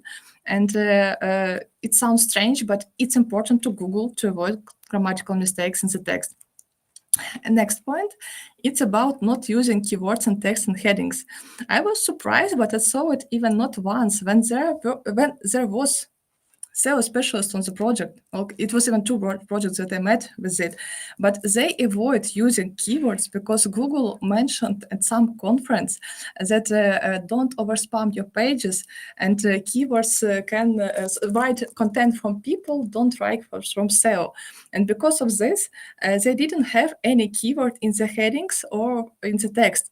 And just adding keywords in the text heading helps to receive visibility. So I just want to repeat, even if Google say don't overspam your text with keywords, it's still working. And don't forget to check that you added it to the headings. Not all of them, so overspam is also not good, but using a couple of keywords for the page. If you're not sales specialist, you're just doing website for your business, so don't forget to add a couple of them. And the next point, publishing large number of pages without text. It's about big websites. So if you know that you are making e-commerce and it will be big shop in the future, so make sure that your each new published page is with content and it has some value for your visitor. If you publish the same, it's popular for e-commerce when you publish, for example, products without any text or description to it, and it's just product page with images and couple parameters. So for young websites, it will be for Google not a good signal. It will show that you have not valuable content for the visitors. So just image and parameters could be for Google not enough to describe the good fully. So you need some description about it and reviews. So it's better to publish less pages, but with valuable contact description and product review instead of a large number of the page without text. So it's for young websites. And the last one, it also mattered a lot when people have the same block of text, and it could be long text, for example, about why we are the best or why choose our company, that they put on each product page. For example, they have 100 products and they put this block why you should buy in our shop. It's also not good practice, especially from the young websites, because it's confusing Google. So Google should see on your page description of this product, and the same text block on each page is like for him, let's say, confusing. So that's why it's better if you really need this block because your marketers told that it's flowing, for example, why people are buying. In this case, you better make unique variants of this text. For example, 3 points on one page, 5 points on another page, and rewrite them. It will work better than just copy the same block on each page. So with content, it's possible to make a content plan. If you have made this search and niche analysis, as I was mentioned before, it's possible to make forecast how many pages with text do you need for your blog or for your category to receive some results in the nearest future. So it's better to come in the question of the content, not like let's do blog and just generate text. It's better to have wise approach and make a strategy which articles to publish and double check that these articles have the value for your clients and they are human written, high quality, and they're trusted. It would be better for the young source than just copying or generating other text. So better less, but higher quality. And the last one, it's more connected to the marketing because I was working as marketer too. So there are 2 points about like SEO in general. First of all, SEO now is really unpredictable. I think you saw this presentation on the previous week, and also Google announced yesterday additional to this presentation. So they want to make the new generated SERP, as you can see on the picture. So if you Google any keyword, they will give you generated information, but without organic links. So the typical positions like top 3 Google, they're hidden down, and for mobile version, it could be like 3rd or 4th screen. So we need to scroll a lot to see where are the normal websites. And Google is still working on it, so they didn't announce the date of implementing it, but it will flow in all SEO in general. And I think they need many time to fix it and to make it properly, but let's say in 1 or 2 years they will do it and it will fluent SEO in general. So it could happen that people will use organic search like less, and it will be enough information from this generated parts. Also Google is doing updates a lot. And these updates from time to time, so they're so crucial. For example, a December update that was in 2022, it was so crucial for such big businesses. People one morning lose the half of the clients and traffic. So that's why my advice, don't make like SEO your main channel. All time think about plan B. What will you do in the case of Google update or new Google SERP or something else? So don't make on your business only on this channel. So if you want to have a long-term marketing strategy.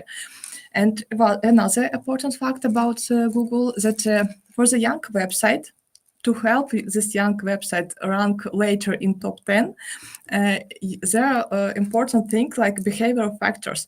So you need to show Google that this website is interesting for visitors and they visit this website from the other channels. For example, Google Ads, social networks, or maybe referral links from other websites. So when Google will see, so actually Google will see everything that we do in our Chrome browser and other applications. So when Google sees that visitors come to your website from other channels, that it will help your SEO promotion too. So it's also important to make not only SEO, but SEO in complex with something else. But anyway, don't make like SEO the main channel. So it could be like the main now, but calculate the risks because of this new implementation. So, and one more thing about SEO, like don't wait. Don't expect that, for example, in 3 months of SEO promotion, you'll receive the clients from this channel. So really, I was working a lot with SEO. And for example, I was making forecasts 2 years ago, and they were more correct than, for example, now in forecasting, I try to calculate all risks, but with so many amount of updates, and these updates are so illogical sometimes that it's more complicated to forecast traffic and leads from this channel in the future. So yeah, SEO is unpredictable now, and this is what we have today with all these Google updates. So as a conclusion, I want to add conclusions, 8 steps what to do to make your website like basically ready for the SEO promotion. Okay, of course there are more of them, but it's like basic. So it's wise domain selection. competitors and niche analysis. On the SEO channel, well thought out quality link building, website security, high quality hosting, mobile friendly, unique quality human written content, and other marketing channels, at least start of the project, are also included. So this is like the basics that I wanted to say you. So I think it's all. I'm ready for your questions. Olga, your practical insights have been truly invaluable to our audience. I see so many fantastic comments. Sahel writes, "This is my favorite session." Saidul writes, "So insightful. I love it." And I see that our participants left also several questions for you. Can we write an article using AI tools? What do you think? The answer is yes, you can do it. But what will be what will be after this? So I think this question is more to the previous speaker actually about the tools, but I can also answer. So for some projects, yes, I use AI tools for written articles, but I don't do it like ChatGPT, please write for me an article. I do it in another tricky way. I have the prompts. I have like even kind of strategies. So first of all, I give 5 questions to it, and then I give additional information to it. And even it's good practice to ask, for example, ChatGPT. You can ask him, what information do you need to write this article? And he will answer you. And after this, the article will be higher quality. So you can receive higher quality article from the AI tool, but you need a lot of practice and you need to know how to do it. So it's not like just write for me. So if we're talking about ChatGPT, write for me an article on the topic, no, this is bad practice and it will be easy to detect, and Google will detect it, and there are no value of such article if you want to use it for sale. For example, it could work for Facebook, because for Facebook, AI written text is possible to use, but for organic search in Google, it can fluent better in the future on the positions. And on the other hand, it's your website, and if you know that you have, for example, already 50 high quality human written articles and your website has trust, so you can make some experiments with it. For example, you can make some additional author and or new category and prepare text for this category, so it can be experiment just in case you will delete it later. So but for young website, if you are just beginning your own blog, I would recommend not to do it. Great, thanks for your tip, because I think everybody now use AI, ChatGPT to write content. I don't think about anything more. Okay, and I have one more question from Oyuwali. As an SEO analyst, is it a must that you know how to create websites or learn programming languages? There are 2 questions in one.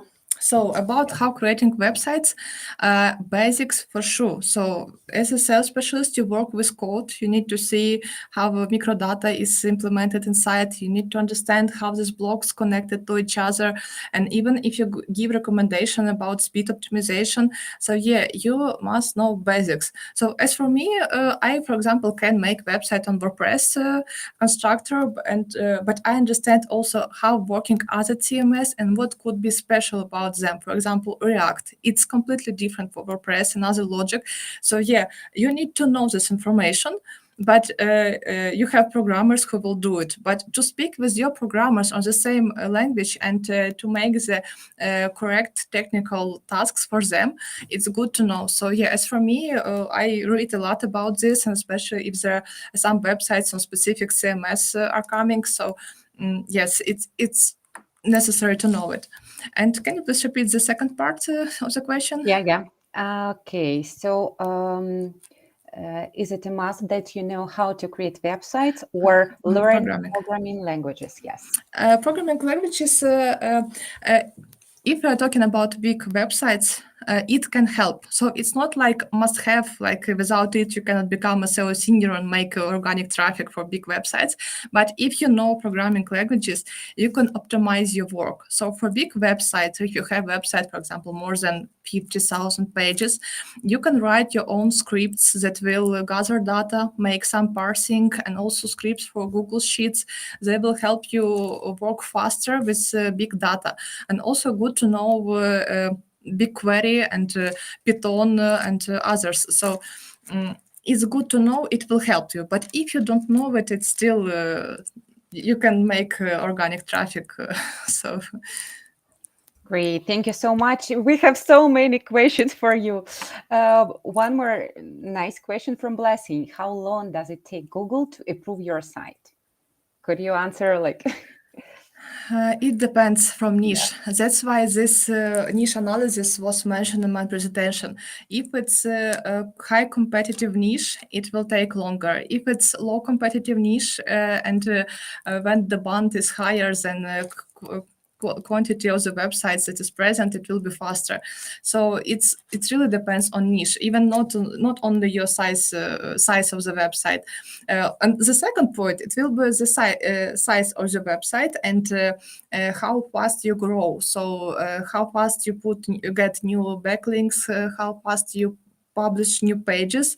So this speed also will show like some signals, will give some signals to Google.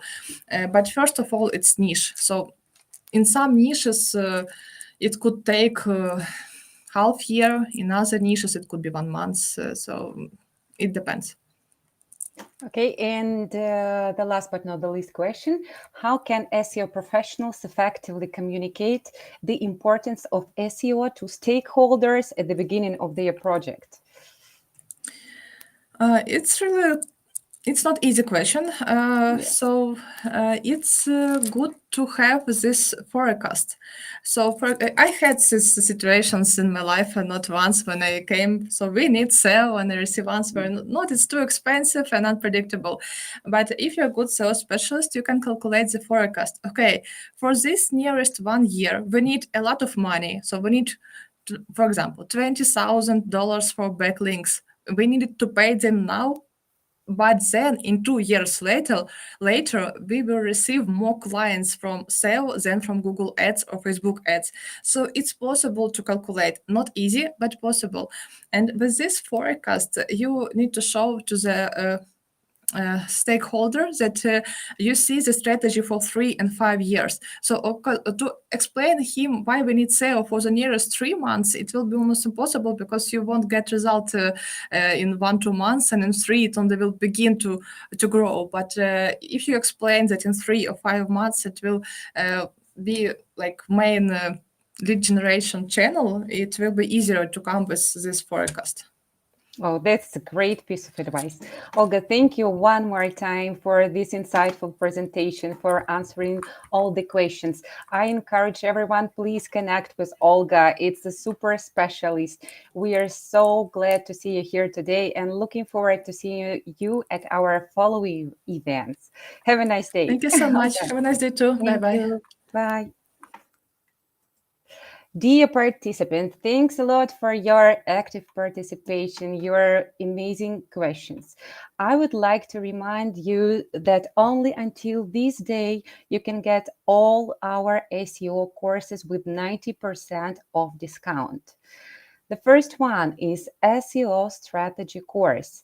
Learn how to optimize your digital marketing campaign and create a successful SEO strategy to rank your website higher in search results and attract more traffic.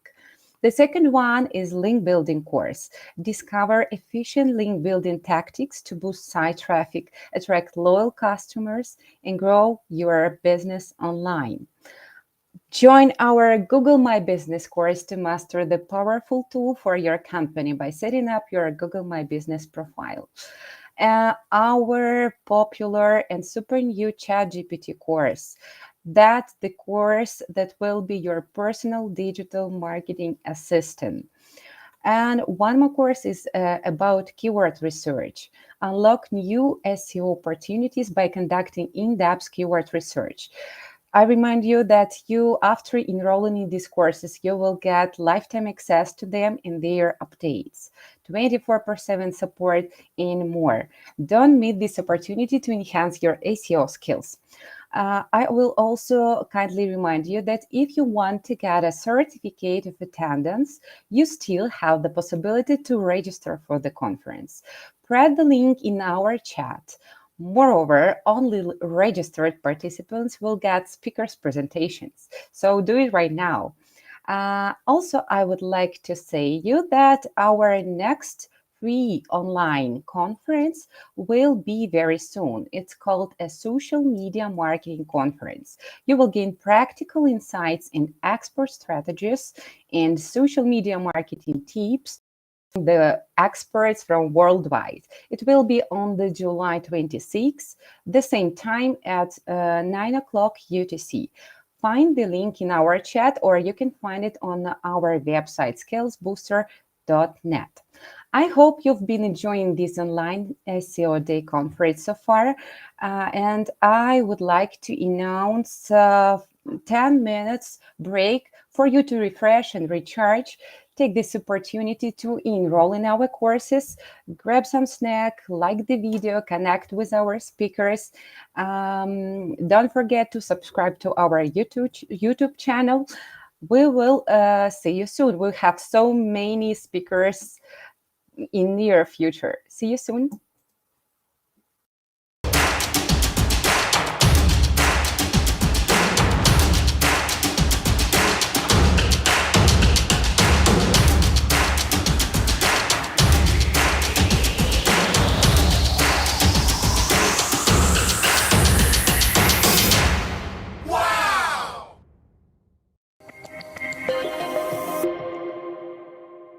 Hi guys, my name is Anton Voroniuk and I'm Chief Executive Officer of SkillsBooster Academy. I want to invite you to our free online conference Social Media Marketing Day.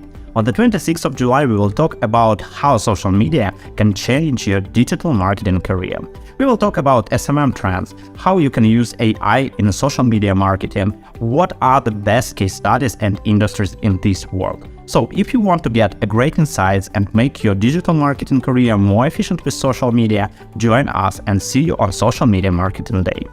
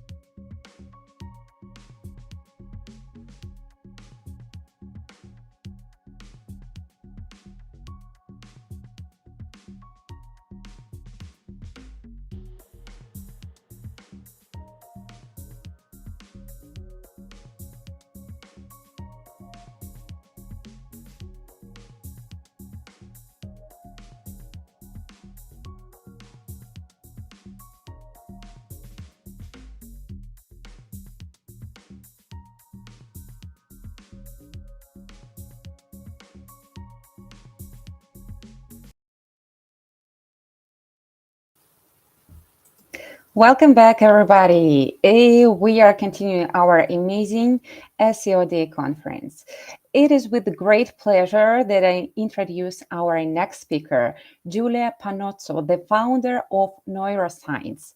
Giulia's journey from being a neuroscientist to an accomplished SEO professional has equipped her with a unique perspective on the intersection of data analytics, consumer behavior, and machine learning.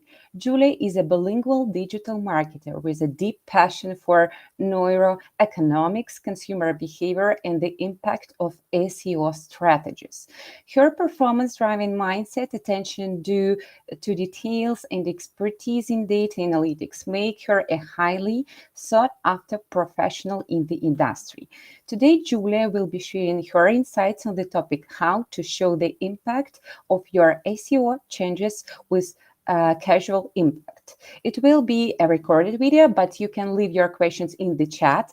Giulia will answer them a little bit later.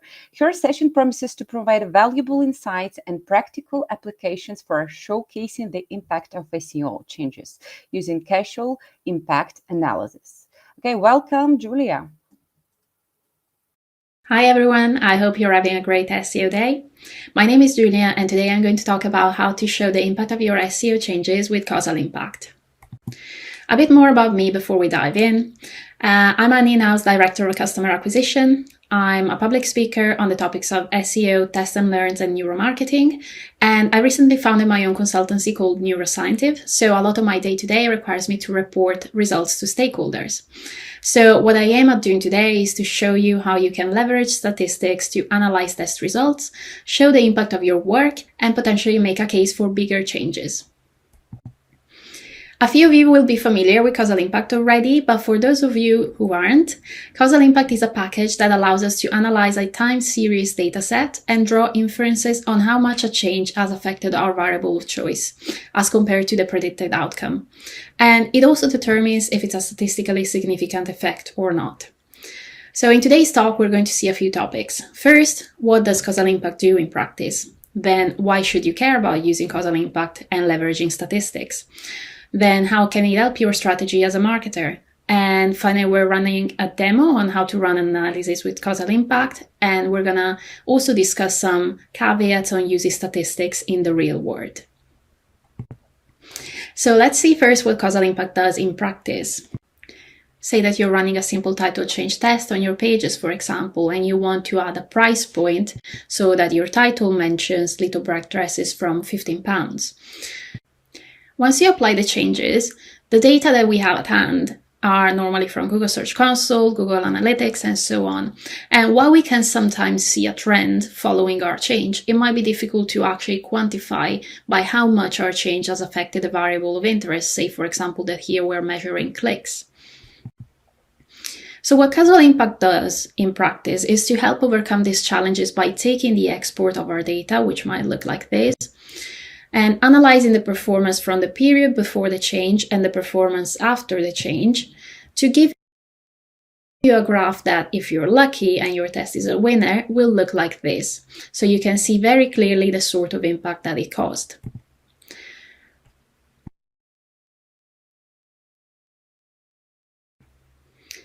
Another great benefit of causal impact is that it not only shows you the effect, but quantifies the percentage of it and also determines if it's a statistically significant effect or not.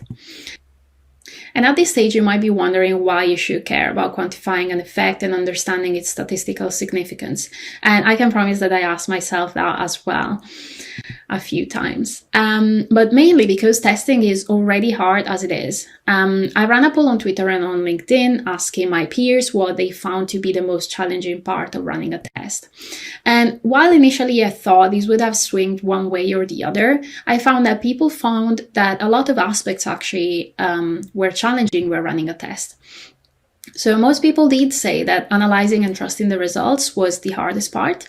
So having a model that can take care of that for us, like causal impact, and can help us clear most concerns in that department.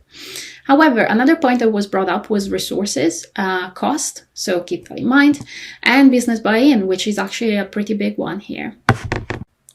And whether you work in-house or for an agency, your stakeholders will most likely always ask for a forecast of the estimated win before they spend money, time, and resources on any initiatives or strategy changes. And as SEOs, it's always a bit tricky to provide clear answers. So if we take the same example as earlier, the title change to bring more clicks in, the one question you might get before you get signed in is, will this help bring more traffic in? And as SEOs, we're really familiar with one answer, really. It depends. However, with causal impact, you can get rid of the blanket "it depends" answer and actually provide a data-driven yes or no answer with a certain degree of confidence so that you can drive changes at scale. So at the next question, will it work or will this help bring more traffic in? Based on your results, you can actually say, well, most likely yes, or most likely no. So we just saw that the first reason you should care about causal impact is that it's reliable and it helps us make informed decisions. But there are two other reasons why I like to use it. The second reason is that it's versatile. So you can use it on a number of 8 other data sets as long as it's a time series data. For example, you can run it to analyze how changes to an app impact the number of app installs, like William Martin did for this paper at UCL. Then you can use it to infer the impact of influencer campaigns, for example. And in general, you can use it to infer the effect on an offline campaign where no ID tracking is carried out. So, for example, it's being used by the podcast Data Skeptic to infer the effect of Adele's appearance at the Saturday Night Live show on the page views of her Wikipedia page.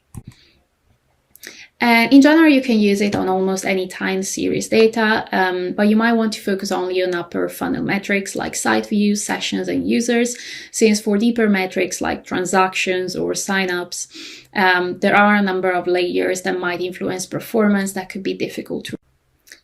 And finally, the third reason why I like to use causal impact, if you remember, someone in my poll mentioned the cost associated with running a test being one of the challenges they faced when running a test. So causal impact is free if you run it on RStudio, which I'm going to demo shortly. And there are a number of tools that now integrate Bayesian statistics to measure the impact of a split test. However, they likely come at a cost. And if you want to amaze your stakeholders without asking for a budget, then causal impact on R is the way to go. So now that we're clear that statistics is important and that causal impact is reliable, versatile, and free, we can get a bit more into the details of what the package actually looks like and how you can use it. So our causal impact plot looks like this. And what causal impact is, as we mentioned, an extremely powerful package developed by Google to infer the cumulative impact of a change or of a treatment in a time series. It's based on a statistical model called Bayesian structural time series, which uses prior information to predict the outcome of a metric in the absence of the treatment. And this prediction is called the counterfactual. And then it compares the expected results, so the counterfactual, to the actual result and uses their difference to estimate the effect of a change. So to better understand this, let's have a look at the graphs. The first panel shows the actual data, the full black line, whereas the dotted horizontal line represents the counterfactual prediction for the post-treatment period based on the performance of the prior period. In this graph, the vertical dotted line represents the launch date, so the time at which the treatment or the change was implemented. So, for example, in our title change test, that would be the date that the new title went live on the page. In the second panel, we can see the difference between the observed data and the counterfactual prediction. This is the point-wise causal effect as estimated by the model. And finally, the third panel adds the point-wise contributions from the second panel to calculate the cumulative effect of the change. So to summarize, always using the example of the title change, the dotted horizontal line represents the expected clicks based on the number of clicks we had prior to the change and the control groups. The solid line is the actual clicks performance, and the blue area around the lines is the fluctuations, so the margin of error as predicted by the model. And these are some of the scenarios that causal impact can help us in. Especially in the case of a test being a winner, like in the example here, it can be used on any areas where changes in strategy need to be validated by test results first. It's great to clearly show stakeholders the impact of your work, especially when their measure of success is ranking first on Google across all keywords for the more unfamiliar stakeholders to SEO. And then it can help forecast the direction of changes at scale and make a case for more resources. However, there will be times where the test is a loser, like in this case, but there's some learnings to be taken from there too. Because by clearly identifying a winner or a loser, so knowing if a test works or not, we can start making inferences on what works and doesn't work with our audience and direct our efforts more strategically. So now we'll see causal impact in action and demo how to run an analysis on RStudio. So the first thing to do is to download RStudio, and you will need to download R first and then RStudio. And once everything is ready, your environment will look pretty much like this. So you will see on the right side in the bottom panel, there's a packages tab. You want to click on that and you will find uninstalled packages. You will have to look for causal impact. That will give you all of the libraries that you will need to run the analysis, so go ahead and install it.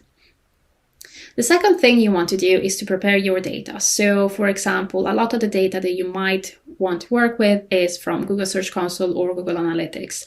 Here, for simplicity, we're going to go with an example from Google Search Console, and these will be sort of the data that you will have to work with. This is the basic export. So the first thing you want to do with that is to focus on one single variable. So instead of having clicks, impressions, position, etc., you want to choose, for example, only clicks. If you have control groups, that's a place where you can place the control groups as well. But otherwise, you will just have the first two columns. So the date and the clicks of the test group. You will see that the date is sorted in descendant mode. That means that the most recent dates needs to be at the bottom. And a few things to consider when sorting your data. The first column needs to be your test group. In this export, it's the second column, but I'm gonna take away the date in the actual analysis, and we're gonna show how in a second. The other columns after the test group can be used as control groups if they are a good fit and if you have control groups. Then the pre-period should be at least twice as long as the post-period to allow the model to plot the actual versus the predicted outcome. This means that if I'm running a check-in after 2 weeks after the launch, I don't want to grab only the data the 2 weeks post-launch and pre-launch, but I want 6 weeks worth of data, with 2 weeks being after the launch and 4 weeks being the ones before the launch, so that the model can actually plot the predicted performance in an accurate way. And finally, any columns with zeros should be either removed or corrected, but there's a caveat to be made here. If there is an isolated zero in the test group column, then you can subtract a unit from the day before or after, making sure then that the test scripts work. However, if there are more instances of a zero in the same column, then it means that our data set is not the right fit, and there's not enough data to be worked with. So we don't want to add too much data manipulation on that. So probably choosing another group is the best option. So once you're done with sorting the data, you can run the script, and that's what we're gonna do right now in this demo. So I go into my right side panel, look for the import tab, and choose the file to import, which is the one, my export that we saw before. So I click on it and then check the preview to make sure that that's the right file. I see that that's the one that I want, so I just go ahead and import it.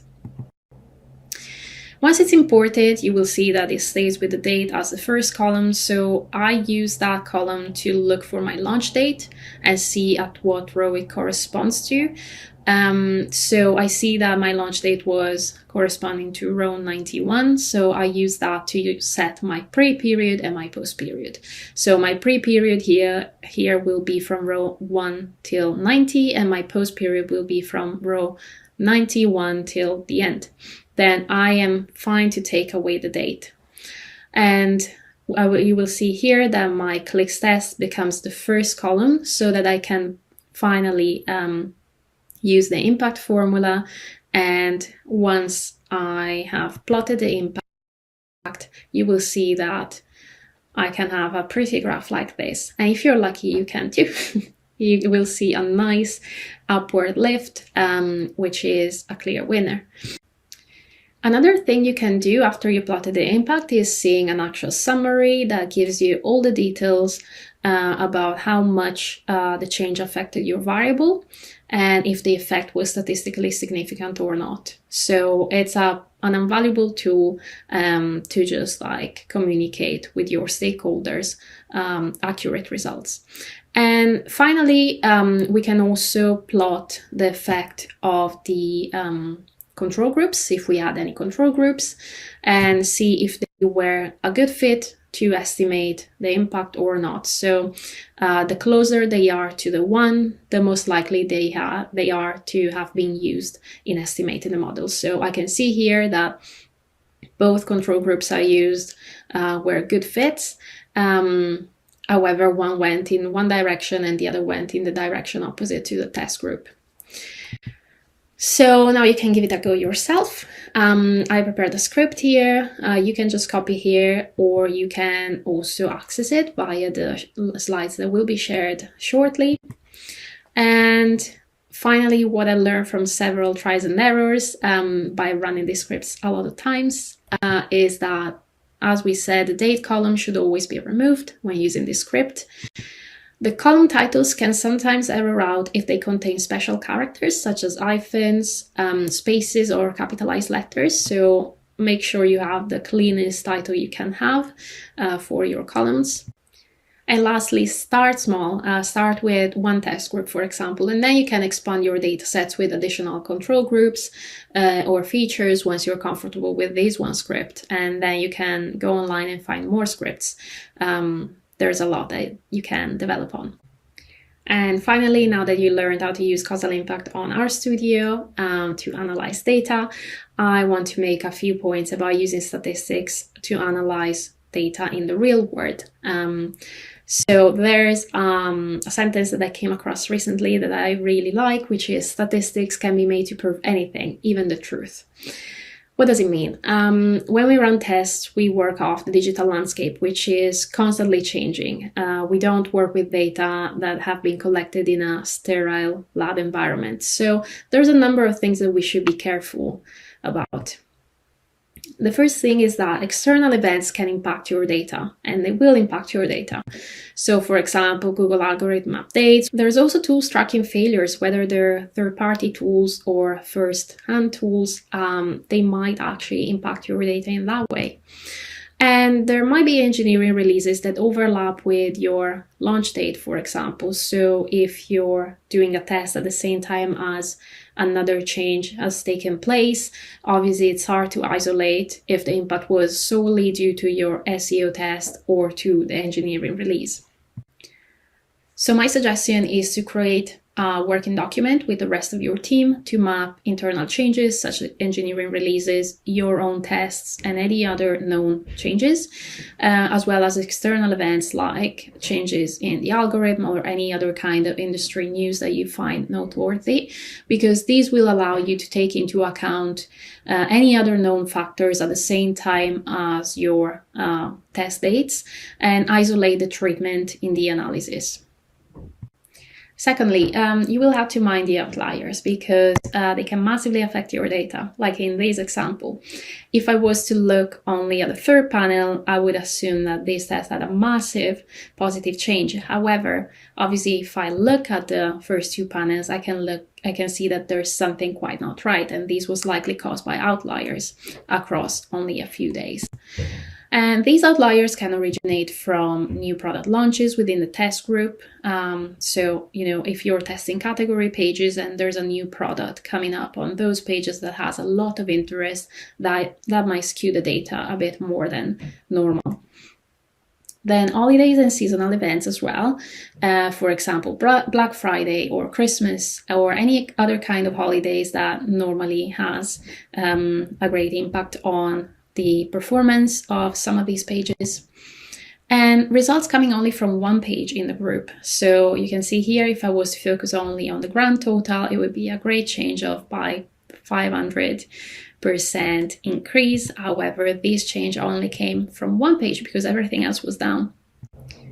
And tracking bugs as well, whether it's third party or proprietary tools, they can also affect your data and originate outliers. So you can spot outliers and rule them out by applying a few things. For example, increasing the size of the test group, which will allow for a more reliable data set. Adding control groups as well. They might or might not be used for the model, but they're still a great tool to add. And finally, pre-processing your raw data. For example, you can see here there were a few days where CTRs, impressions and clicks went up massively. So we just had to take those days out. Might not have been the best solution, but it was a good enough solution that allowed us to pass from a graph like this to something a little more reliable like this. That was inconclusive. And third, beware confirmation bias. Obviously, when we're the ones proposing a change and we feel strongly about the change that we want to implement, we want the test to do good. We want the test to confirm our hypothesis. However, sometimes your test will be inconclusive or might even be a loser, even when you thought that it would be a clear winner. So, once you cried a bit, you can also run the test a little longer to allow for more time to see results, or repeat the test with bigger groups. However, if it's still inconclusive, it's probably better to take our losses and our learnings and revert the change and focus on other tests. So yeah, these were some of the resources that I used to build this presentation, so feel free to check them out. And these are my contacts. So if you have any questions, please feel free to reach out directly. And thank you so much for listening today. Have a great rest of your SEO day.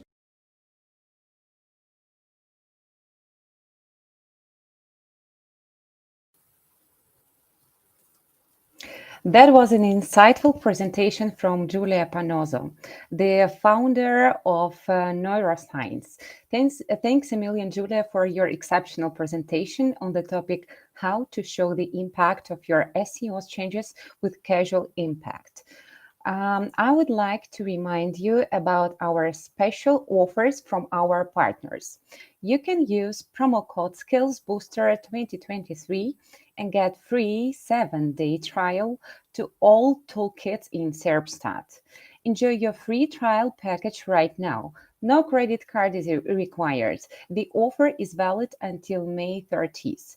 Get a free trial. Press the link in our chat to enjoy this amazing deal. One of our best partners is C-Ranking. You can get a free 21-day trial to all toolkits in C-Ranking. Start your trial right now. The offer is valid also on 30th. One of our famous and most popular partners is, of course, SEMrush. You can start growing your online visibility today. Get a free 14 days access to all toolkits in SEMrush. Start your trial right now. The offer is valid until May 30th. That was super nice deals from our partners. And now I'm very excited to introduce our next speaker. His name is Mufadal Sidriwala. He is an esteemed SEO growth strategist and consultant. He is a performance marketer who specializes in helping brands increase their revenue through organic and paid marketing mediums. His track record speaks for itself, as he has achieved remarkable results for his clients. One of Mufadal's notable achievements includes scaling organic traffic for an event management company by staggering 400% within just 1 year, all without building a single link. Today, Mufadal will be sharing insights on the topic how to get your tech SEO changes implemented fast. Feel free to actively engage in this session by asking your questions and sharing your experience in the chat. Please welcome Mufadal. Mufadal, I'm so glad to see you here today. How are you feeling? Hey Nadia, thank you so much for the very brief introduction. Thank you. I'm doing good. How is it going with all of you? Hello everyone. How's It's the day going great. for you? We were so waiting for you, and I know that this speech will be really insightful. Are you ready to start? Yeah, I'm so much excited. I know my there were some technical issues at my end because of which Yeah. I was not It's able to about join. it's about Yeah, leave. Yeah. yeah, it's Good. just about it. So yeah, definitely. I'm excited as you guys are. So yeah. Yeah. So could you please share your presentation with us? I'll just get started. Let me see the screen. I will remind that Mofadal will share the topic how to get your tech SEO changes implemented fast. Okay, we can see your presentation and ready to hear you. Cool. Great. So, okay. So, like Nadia said, that I'm going to be talking about how to get our SEO recommendations implemented fast. And when I talk about this, I obviously know that I'm not going to be talking about anything which is out of this world, but my recommendations will mostly revolve around how can we improve our way of working with developers, with clients, that can help us overall in moving our tech recommendations in the right direction, or basically get our stuffs worked over there. So okay, so yeah, let's get started with it. Climbing a mountain is the second most difficult thing to do in the world. And I say this because the first uh, thing is getting our changes implemented on the website is the most difficult thing. And I know a lot of us who are present on this call would agree with this, because I mean, why is it so difficult? Like, okay, you send something, why can't that get implemented? Why does the developer always have to say that, oh, this cannot be done? Or why it is always like, oh, the client does not have time, resource, anything? Why is SEO not given the importance? Like, that's the frustration that we always have. So, and this is not the this struggle is not only with us, but 33% of SEOs says that hardest part of their job is getting the SEO recommendations implemented. A very recent survey that was conducted by IRA, in that they said that they found 33% of SEOs says the same thing, and 28% of them says that lack of resources is the biggest risk to technical SEO success. So obviously, we don't get buy-ins, our recommendations never gets implemented, and this is the problem across all the industry people that we have. So this boils down to a point that we might have a 100-page audit with a lot of valuable suggestions, but it means nothing if it is not implemented. And then that's where the struggle starts, that when we have to get the changes implemented, we need to work with a web developer. But working with developers isn't easy, and that's what I've just tried to highlight over here with the just I mean, you'll see a lot of these just in the upcoming slides as well. So working with developers isn't easy, and that's where I'm here to talk about how should we go about improving or working with developers, with clients, that can help us overall in showcasing the value of SEO to them and getting our recommendations implemented. So first, before I start with what we should do, let's just try and understand why is it so difficult to work with a developer. So we need to align on all of these points. So the first thing is that it's not their only job to implement SEO recommendations. Like, developers job is not only to implement SEO recommendations. They have a lot of other requests that comes from all the other departments, from marketing, from tech, from product, from design, from top management. So I've never seen someone getting a dedicated SEO resource to implement their stuff. So we need to be aware and acknowledge the point that developers are not here to just only implement SEO recommendations. The second thing is they have their own sets of problems to solve. So along with the SEO audits or the SEO issues that we raise with them, they already have a couple of their own problems that they have to solve. As an example, there is something breaking on the front end of the website, something on the back end, some issue on the server side of things, some things not working on the payment gateway side of things, etc. So already they have a list of things that they need to take care of, and SEO becomes like an additional task for them. And this is where we need to help them navigate on what are the tasks that we have to do, something which I'm going to be again talking in the upcoming slides as well. But we need to acknowledge the fact that they have their own sets of problem. SEO is not just the only thing that they're working on.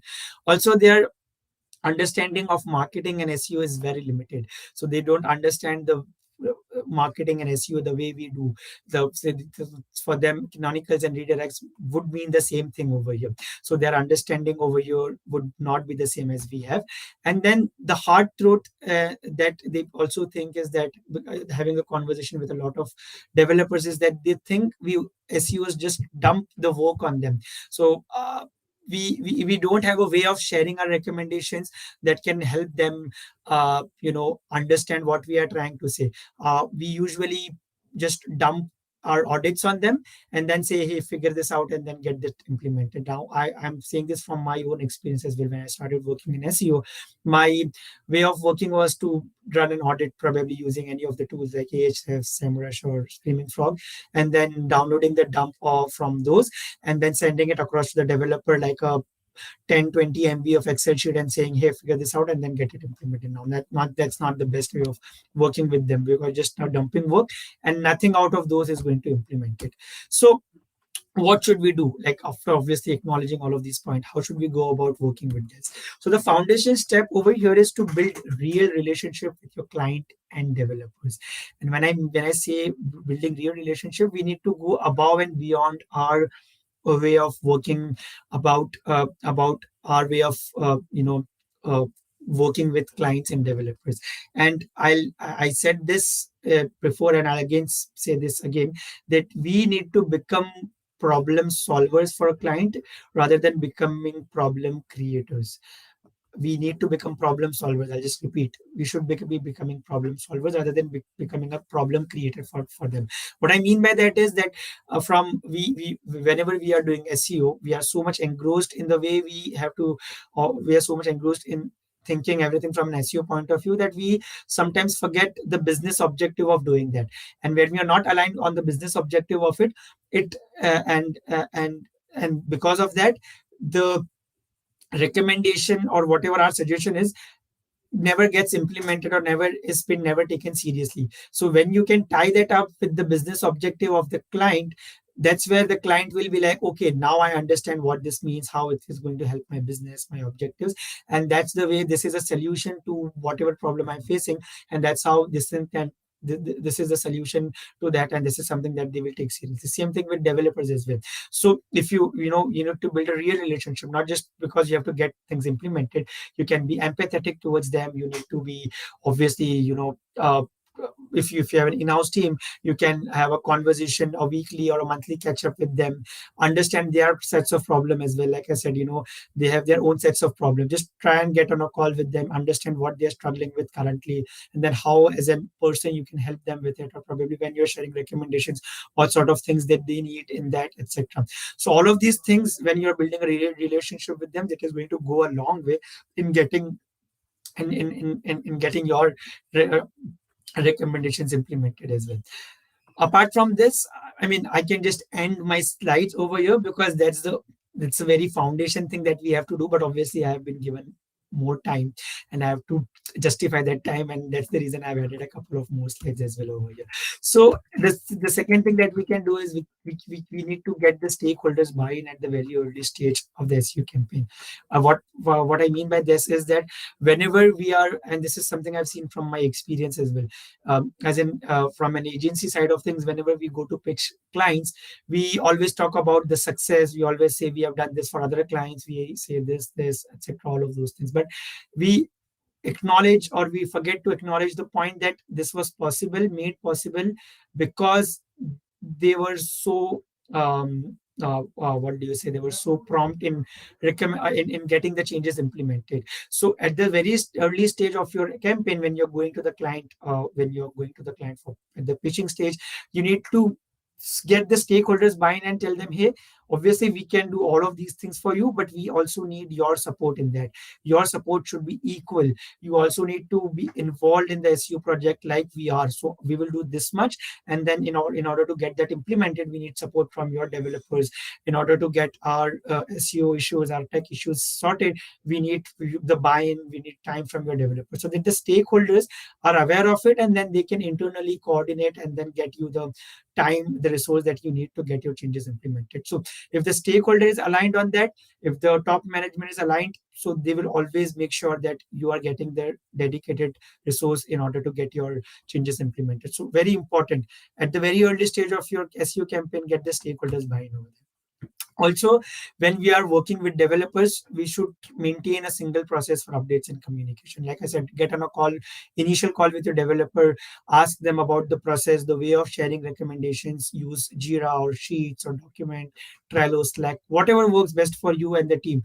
Use that, maintain a single process so that you can keep a tab on the progress on how it is happening. When I was very naive in the SEO. What I used to do is, one of my recommendations was on emails, the other one was on a WhatsApp, the third one was on a doc somewhere, and then the developer was confused which one should I take first, or which is the starting point for me, because you are sending me recommendations from 3 different mediums and I don't have that much amount of time to sort that out. So always maintain a single process for updates and communication. I just added a template, something that we can use in order to give a tracker sort of thing that you can use to work with your developers. Now you can put your issues, your link to the documents, priority, timelines, comments, and all of these things over here, so that if someone from the stakeholding team also wants to have a look at need to have a clarity on how it is happening, so they can have a very clear picture by looking at one tracker over here. So very important to maintain a single process for updates and communication. Also, what we again I realized is that, like I said, the way of we work with developers is that we have found some issues on the website and we never prioritize them. So my number one issue is to fix load time, but there are other issues, high priority issues, that are then not talked about in my audit, basically. So always prioritize the recommendation. I have added a priority metrics, which was created by Abu Ali. So all credit to her for that one. And the way she recommends this is that you should be mindful of the SEO impact your recommendation is going to have, along with the tech effort it is going to take. So it should not be just basis on the SEO impact, but also on the tech effort that it is going to take. So as an example, if the SEO impact is large and tech effort is small, then that should be high priority, because tech is not going to take a lot of time and their effort is going to be small. But obviously SEO impact is large. As an example, fixing canonical tags on the website. This is something that you can say as a high priority, because this is impacting your indexing. Example, fixing robots.txt. So we need to prioritize a recommendation and share it, the high priority ones first, and then go about sharing the rest of the ones. Because if we'll share each and everything in one go, the developer will be confused on which one to pick when, and then they might pick up the easiest one from their side of things, which will again be the easiest or the lowest impact in terms of SEO. And then you'll be like, oh, the one that you fixed is something which is having no impact on SEO, and they'll be like, oh, then SEO is not working for me. Even the developer did something and they implemented stuffs, but your recommendations were not that great, so the SEO overall is not working for us. So always prioritize the recommendation when you're sharing it with the team. Also, like I said, respect and understand the dev's time, the developer's times and resources. Like I have, in my experience, not seen a single SEO in the world saying that I have got a dedicated resource to work on my SEO recommendations. So we need to respect and understand dev's times as well over here, because they have other things to do as well. So get realistic timelines from them. So when you share a recommendation, don't go about saying, okay, I'm sharing this right now to you, so I need this to be done by afternoon. No, or I need it to be done in a day. Ask or expect realistic timelines from the devs, and understand their crunch as well. Their resource crunches as well, so that you are being empathetic towards them. And like I said, this helps you in overall building your relationship with the devs. very important thing that we miss out is also we don't share SEO wins with them. We should definitely share SEO wins. Now, what starts happening is that when we share recommendations with the team, or when we share stuff that the developer has to do and they fix it, a lot of times they do not understand, okay, how is it impacting in the real world? And if that is something that you can share with them, they will actually feel valuable, and also they will understand how important that task was, which you got implemented with the help of them. As an example, you can share keyword ranking improvements. So for a keyword, you started ranking on page 1, take that screenshot, send it to the developer and say, hey, after we implemented the metadata and content, we can see that we have now started ranking on page 1 for this very competitive keyword. Similarly, revenue and or traffic increase that you are seeing on a month-on-month basis, anything that started, let's say a SERP feature or a rich snippet that started coming in after schema implementation. So, or let's say you worked on the page speed improvement with the devs, and then because of which there is improvement in the GSC page speed page experience report. So all of these things, if you'll keep the developers involved in the actual outcome of the SEO, they will feel valued, and then that is also going to help get your recommendations implemented the next time when you are going to share things with them. So that obviously feels valued and then works as a best way of working with them. Also, before we are sending any tasks to them, we should understand the complexity on our side of things as well. So as an example, if you are working with the developer on a given CMS, you should be aware of the limitations that CMS offers. So as an example, if you are working with Magento, you need to be aware of, okay, this is the limitation and this is my suggestions should be in alignment to those recommendations that I'm sharing with them. So your suggestion should not be feel like that you should not be felt in a way for the dev that they feel like, okay, this person does not know anything. You recommend something which is not possible with the CMS setup that the client has. So point over here is that we should understand the complexity, understand it in ourselves first before we recommend that to the client or to the developer, so that we are aware on why that task is important, and then if that is not that important, we can probably get rid of it and then not suggest at all to the devs over there. Also, while you are sharing recommendations, we should be educating them about tech SEO. Like I said, their understanding of SEO and marketing would be very limited. So we can talk when we are sharing recommendations, we can educate them about tech SEO, and we can say, hey, the reason we are recommending this to be redirected and not have a canonical, because the way the difference in which Google or the difference in which canonicals and redirects are looked upon by Google, or why page speed is important for Google, because it's a soft signal for ranking websites and it is for a better user experience, or why schema is important to be added on the website. So when you educate them about tech SEO, that also obviously goes a long way in making sure that they understand why it is important, and then obviously they can pick it up in that level of priority. Also, we should, when we are sharing recommendations, we should back it up with strong data. It should not be because I feel this should be done and that's the reason you are recommending it. It should not be that way. Always, if data is available, back it up with a strong data, that the reason I'm recommending this is because in GSC we can see a decline in traffic, so we need to fix that. Or in Search Console, I can see a decrease in the no index pages, so we need to fix that on the website. So always back it up with strong data, so that you can always say, I am saying this because there is data available and this is impacting the performance of the website and everything. Also, if doing all of these things also does not get your recommendations implemented, you should show them the bottom line impact of doing SEO. And I like I said, like who does not understand money? Everyone understands the business impact of doing things. So even if all of these things does not work, you can show them the bottom line impact of doing this, like increased revenue, improvement in conversion rate, assisted conversions, brand discovery, like whatever SEO helps you with, you can show them the bottom line impact of doing that and accordingly get your recommendations implemented as well. Something that we did, which was very very weird, if I can say that, for one of our clients, we talked about a revenue impact of fixing canonical tags. Like I'm still don't believe that we did that, but yeah, we had to do, because the developer was asking the revenue impact of doing our or fixing our changes. Now we all know that canonical tags cannot directly impact or improve your revenue. So we did some math and then we gave them a projection, because of which we were able to get that issue fixed.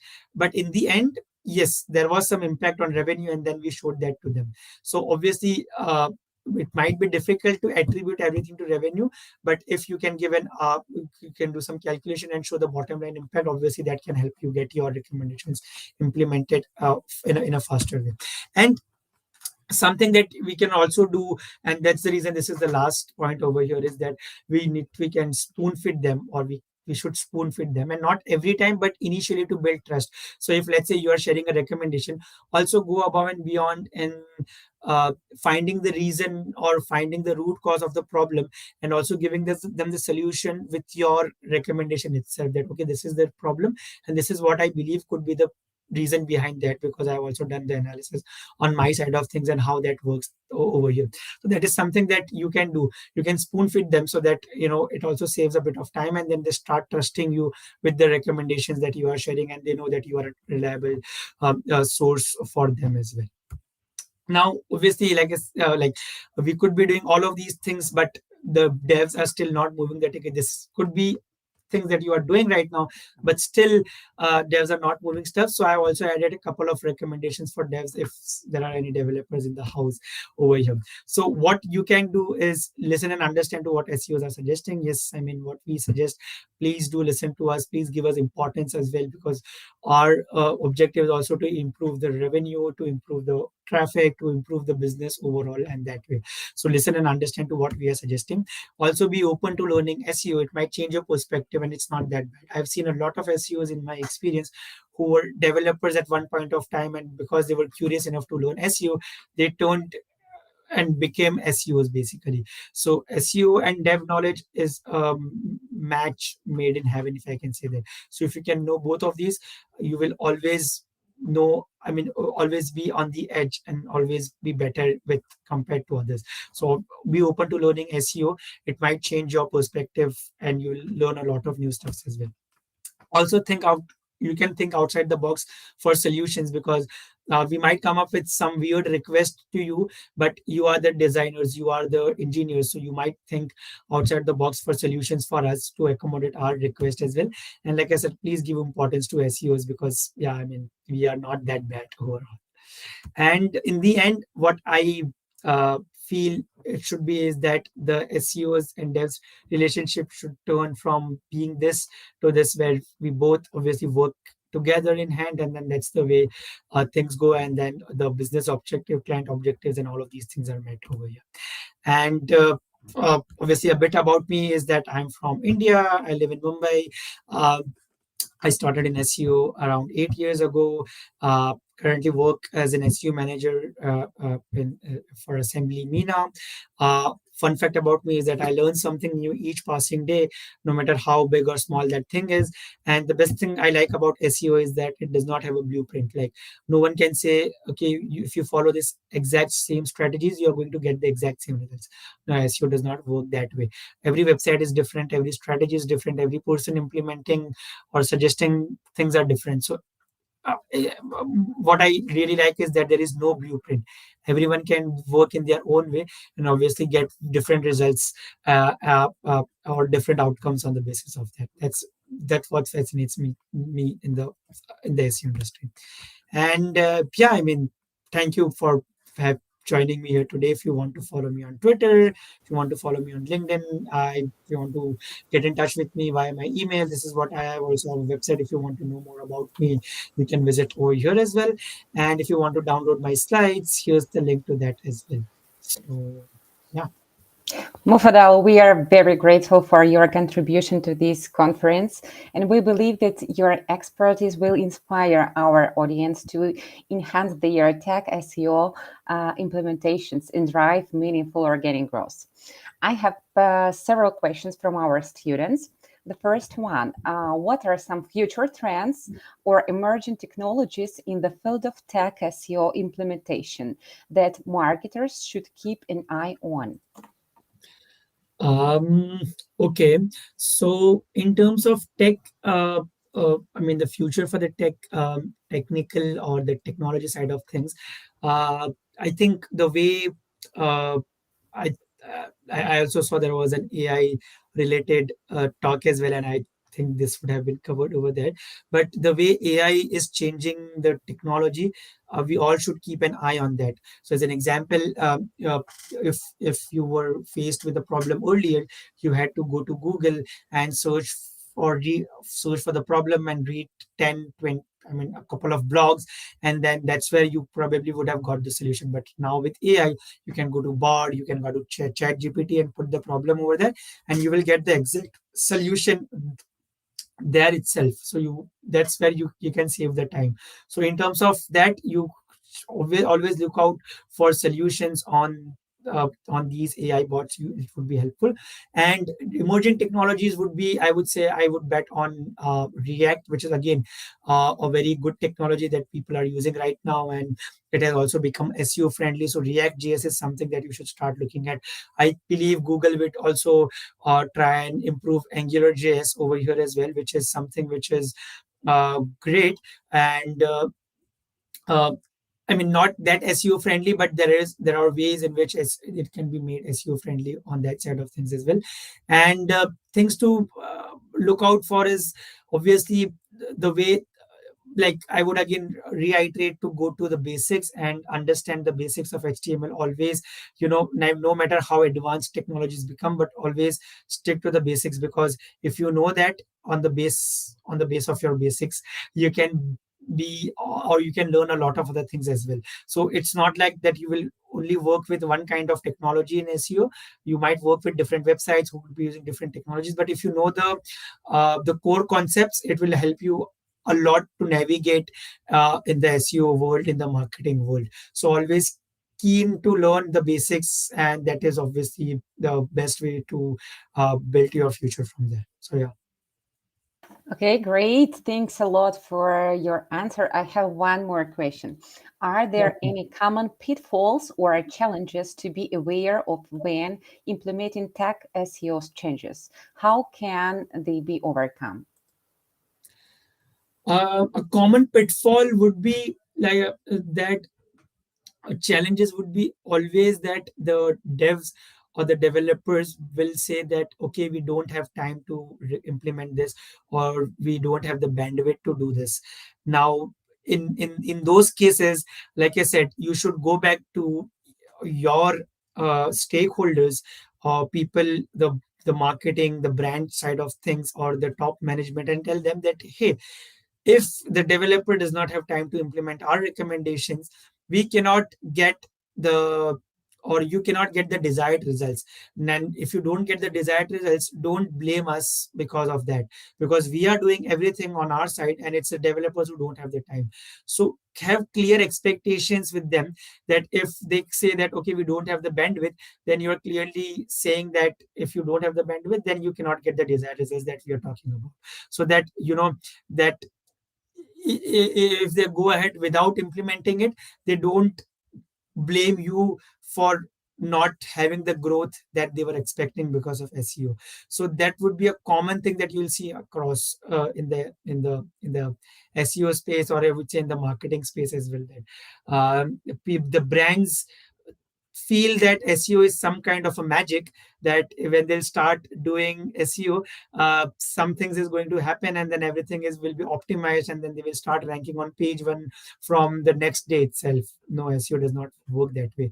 Setting the right expectations will always help you, that okay, SEO will work in this way. It is going to take time to show recommended or to show impact, but Obviously, we also need the equal support from you guys as well, so that your involvement is also there, and then things go faster in that way. So common pitfall, like I said, would be that the client will sign up SEO and they'll be like, okay, now I'm out of it.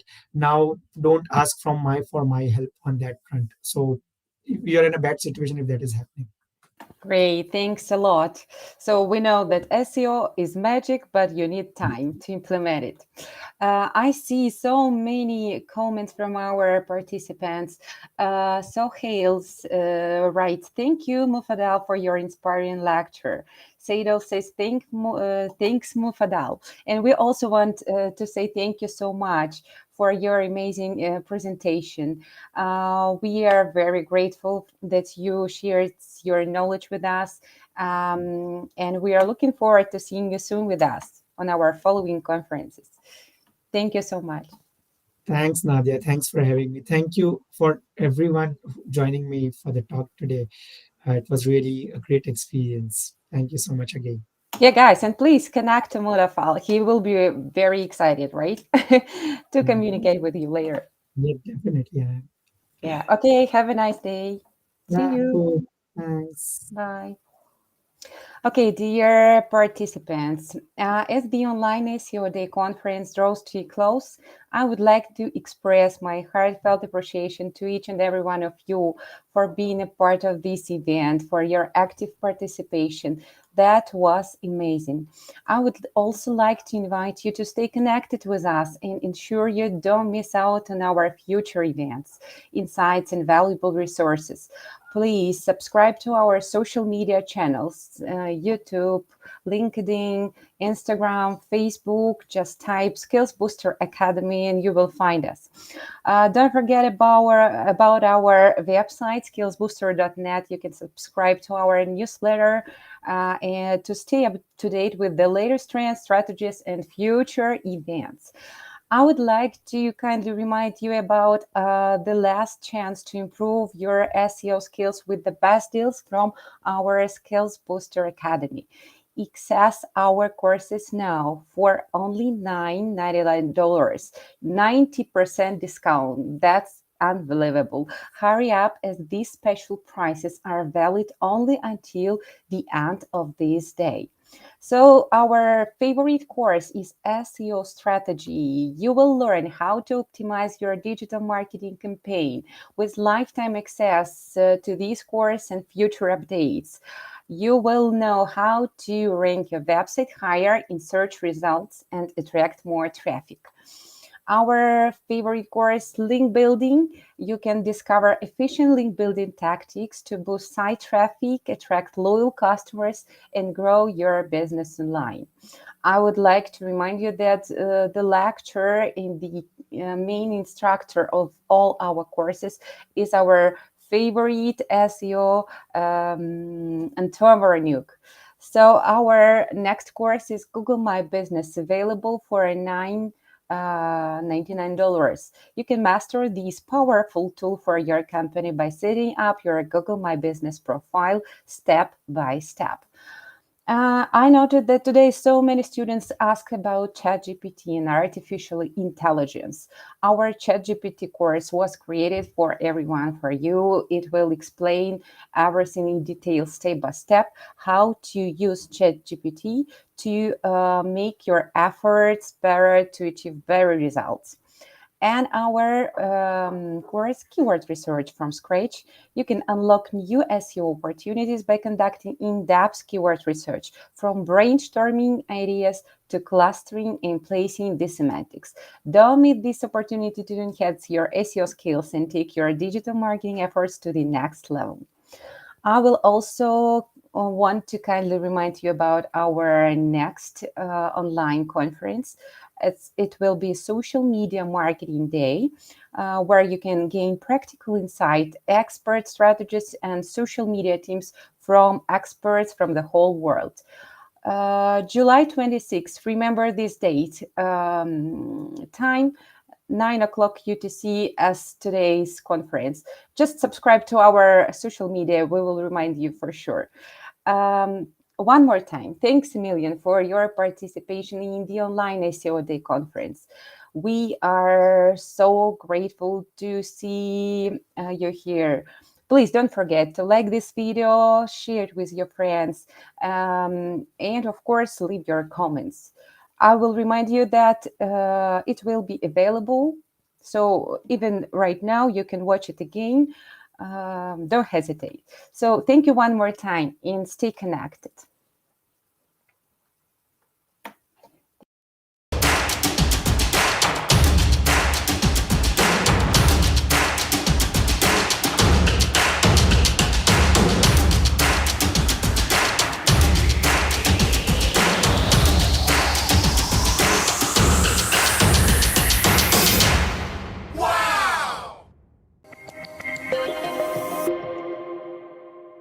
Hi guys, my name is Anton Voroniuk and I'm Chief Executive Officer of SkillsBooster Academy. I want to invite you to our free online conference Social Media Marketing Day.